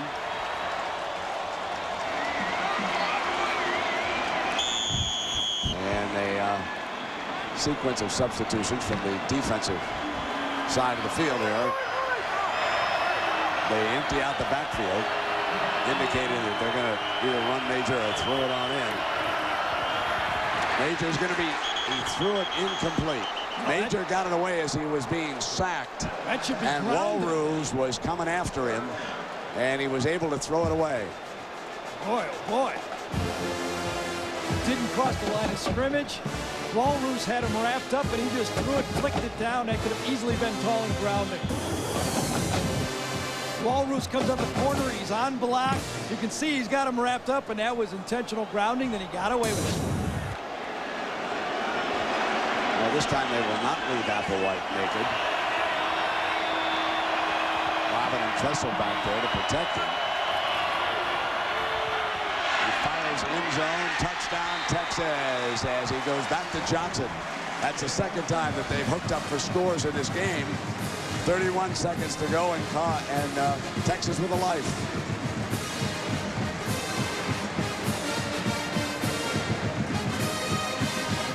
And it comes down to number 7, Mangum. Now, if they use the other kickoff men for the onside kick, we'll have to see. They've used Pino and Smith. Mangum pounds it on through. And now, whichever of the 3 kickers they judge to be the best in the onside, they'll go with here. 31 seconds to go. The onside kick versus your good hands team. Your 11 best hands players will be out there for Colorado. Touchdown, bit of a scrape play. P.J. Johnson coming off low skate, coming right over the middle. Major just drills it to him. Make sure that just he gets it or no one gets it. Gets it down to a 2-point game. A field goal can win it if they get that onside kick.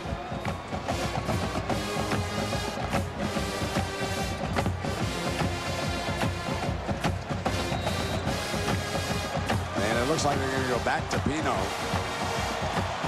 I'm not so sure Colorado could have stopped Texas if Major Applewhite got that ball back with a 6-point deficit.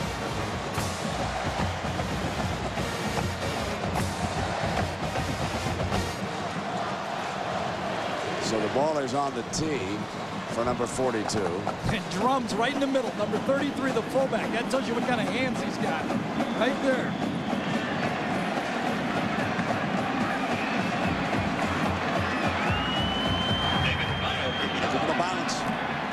Didn't get it in. Colorado jumps on the ball at the 44-yard line, and the Buffaloes with Daniel Graham, the All-American tight end, recovering the onside kick.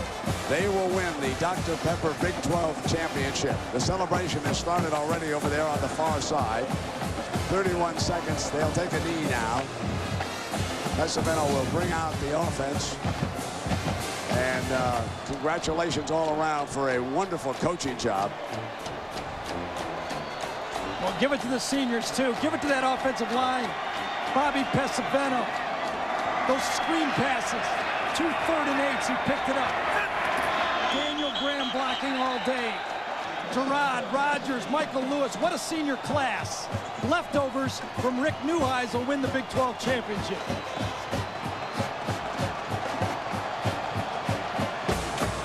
The traditional bounce. And it'll wash away the memories of that ill-fated fake, the trick play. And congratulations to Gary Barnett and the Colorado Buffaloes, who have won the Big 12 championship. And they did it with style, beating Nebraska and then Texas, a team that destroyed them 41-7 the first time they played. And there's Jack Arute. Awful damn glad Flores kicked that field goal to take my butt out of the ringer on that. Yeah, let's talk about that call for a minute. No, I thought we had it set up. We didn't execute it, and that was it. That was my call, and you know, I almost screwed our team, but for 26 seasons, including winning the 1977 National Championship as the Notre Dame head coach. We now present the 1978 Cotton Bowl between Divine's Notre Dame Fighting Irish and the Texas Longhorns, as ESPN Classic remembers Dan Devine. We are awaiting the whistle of Carlson, a referee that will start Reeve forward. And here he comes. The ball is in the air. Lamb Jones moves up, and he has it at the 5. Lamb Jones to the 10. Hands it off on a reverse. They bring it back around to the 11-yard line. It was Randy Harrison who made the tackle. The first play given off to Johnson. He is the safety man, the punt returner, Johnny Johnson, who also can fly. The Longhorns have it 1st and 10 at their own 11-yard line. Well, they were trying to surprise the Notre Dame special teams right away. Texas ran a lot of reverses on kickoffs last year, but to my knowledge, that's the first time they've tried it this season. It backfired, but at least you know they're bringing it to him. Cinderella quarterback McEachin brings him up. Split backs off the veer. McEachin handing it off to Earl Campbell. Who else? And Earl gets up to the 14-yard line for 3. It'll be 2nd and 7. Jeff Weston in to make the tackle for Notre Dame. There's the Notre Dame defense. Browner, Dyke, Golick, Calhoun, and Fry. Linebackers, Heim, Kreider, and Becker. And the D-backs, Bradley Bergmeyer on the corners, Jim Browner, and Resticker deep. 2nd down play coming. Texas will both run the veer and the I formation with Campbell being the deep back. They're in the I formation now. This is Campbell. Got just about to the 15-yard line, and that was all. Bob Golick was in there to make the tackle. Lindsey, Texas may have to open it up. There is a little bit of a physical mismatch up front. Notre Dame much bigger than Texas, so maybe pounding away is not going to get it. Well, I mentioned at the top of the show, Paul, that Texas is quicker, no question about that. Now, the average offensive line for Texas averages about 232, and the average defense for the Irish will go about 245. 3rd down and 5 yards to go for Texas. And McEachin throws, and it is complete to his tight end. It was taken by Gil Harris. Gil Harris took it to tight end. Across the 35. Here it is, play action off the veer. Holds the linebackers with the fake, and McEachin was going to number 82. Gil Harris is tight end all the way, stopped by Joe Restick. Old Gil's a sophomore from Longview. He's not really renowned as a receiver. He's kind of small for a tight end. He's only caught 8 passes this year, but he's a good clutch receiver, as you see there. 1st down and 10 yards to go, and the ball's across the 35-yard line. They're in the slot right. Leave it on the ground again to Campbell, and Earl Campbell, the Heisman winner, goes to the 45-yard line. I tell you, he runs like a truck inside and like a thoroughbred outside. He's got it all. Straight handoff off the left side behind good blocking. Rick Ingram and George James on the left side. And you see Campbell doing what he can do best. He slides outside, and he's tough to bring down. Super block by Ingram, wasn't it? As a matter of fact, he's had a knee injury all year long, Paul, and coaches wanted him to sit out this year as a redshirt, but he decided, no way I'm missing this. 2nd down and a yard to go at the 45-yard line. That's McEachin. Gonna throw it. And going long to Jackson. Bergmeyer covering, incomplete. And simply an incompletion. That's the luxury down. So now it's still 3rd and 1 at the 45. That's the matchup I think Texas is looking for. Ted Bergmeyer, not as quick as both the flankers. Here it is, play action. They fake it to Earl Campbell. Now they've got a matchup of Alfred Jackson against Ted Bergmeyer, and McEachin just comes up a little bit short. Good job of coverage that time by Bergmeyer. The Texas coaches say they have all the respect in the world for that guy. 3rd down and a yard to go, and it's at the 45-yard line. They got Lamb Jones far to the right side. There's a pitch, and it's loose. It was for Campbell, and the scramble is on, and Notre Dame has recovered at the 31-yard line. Ross Browner on the football. Ross Browner. And he causes a bad pitch. Watch the quickness of Ross Browner on the outside. Now he got the outside position, caused the bad pitch by McEachin, and he goes in and gets the football. All-American Ross Browner doing his thing. Is that guy quick? Look how fast he forced that pitch. 1st down and 10 for Notre Dame. Outside the 31-yard line, Joe Montana brings him up. Wide receivers left and right. Only Heavens is a running back. That's Waymer across in motion. That's Vegas Ferguson, the tailback. Vegas Ferguson to the 30, picked up a yard. It'll be 2nd down and 9 yards to go. The Texas defense stacked him up at the 30. There's the Texas offensive line, the Notre Dame offensive line. Foley, Horansky, Huffman, Hughes, and McDaniels. Montana, Ferguson, and Heavens in the backfield. Receivers, Haynes, McAfee, and Waymer. At the 30-yard line. 2nd down and 9 yards to go. Heavens and Ferguson. Montana has the ball, and he's going long. It's open. Incomplete down the left sideline. Oh, he was there. They were trying to cover him one-on-one with Derek Hatchett. Derek's got 9.4 speed himself, but had a step. Doman, the intended receiver. That's what I was going to say, Lindsey. Tom Doman There's your defensive line for Texas, and it's a good one, very, very quick. Bones, Shearer, McMichael, and Campbell. Tim Campbell's the brother of Earl Campbell. Copeland, Martinoni, and Sunline are the linebackers. Hatchett, Blackwood, Johnson, Churchman are the deep men. Montana dropping back. Incomplete. He was trying to hit Haynes on a crossing pattern. It was in and out of the hands of Johnny Johnson. That will bring on the punting unit now for Notre Dame. Well, on offense, Notre Dame is going to be much bigger. That is where they stack up a lot larger than Texas, but Texas defense is much quicker. Montana is limping off. On the far side, you see Montana leaving, and he is limping off. The quarterback, Dave Reeve, the field goal man, is in. It is not the punting unit. It is Dave Reeve. His longest was 51 yards during the season. This will be a 47-yard attempt, and now we're going to get a timeout. We're getting a timeout, Notre Dame. So the Irish are spending a timeout here in the first quarter. I think they want to talk it over, Lindsey, whether they want to go for the field goal. Dave Reeve is out there. You said as long as it's been 51 yards, he's got the wind at his back. And Montana is getting attention. There is no score. We're in the first quarter with 11 minutes, 41 seconds left to play. This ESPN Classic program is brought to you by Coca-Cola.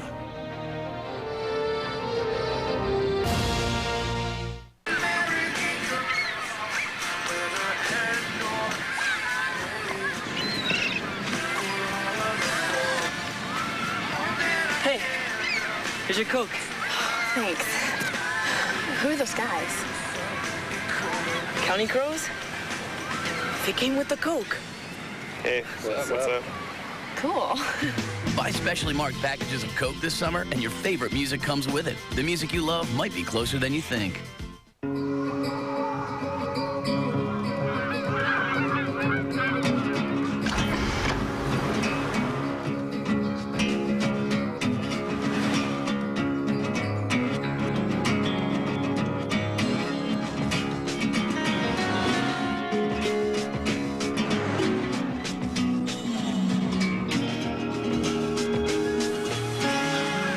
Fly somewhere in the Acura TL Type S.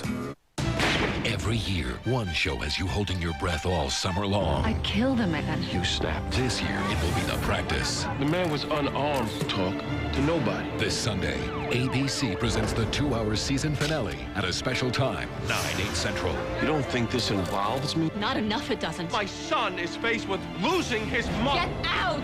You need to close big. The Practice season finale, Sunday, 9/8 Central, only on ABC. Smith works one into right down the line. It may go. Go crazy, folks. And a home run by the Wizard. On May 9th, Dan Devine passed away after a long illness. Devine was a head coach for 26 seasons, including winning the 1977 National Championship as the Notre Dame head coach. You are watching the 1978 Cotton Bowl between Devine's Notre Dame Fighting Irish and the Texas Longhorns, as ESPN Classic remembers Dan Devine. It was Montana's right knee. He's talking to Joe Eunice, who is from Dallas, Montana. And now it's going to be a 47-yard field goal attempt for Dave Reeve with Bestick holding, and this one is up, and it is good.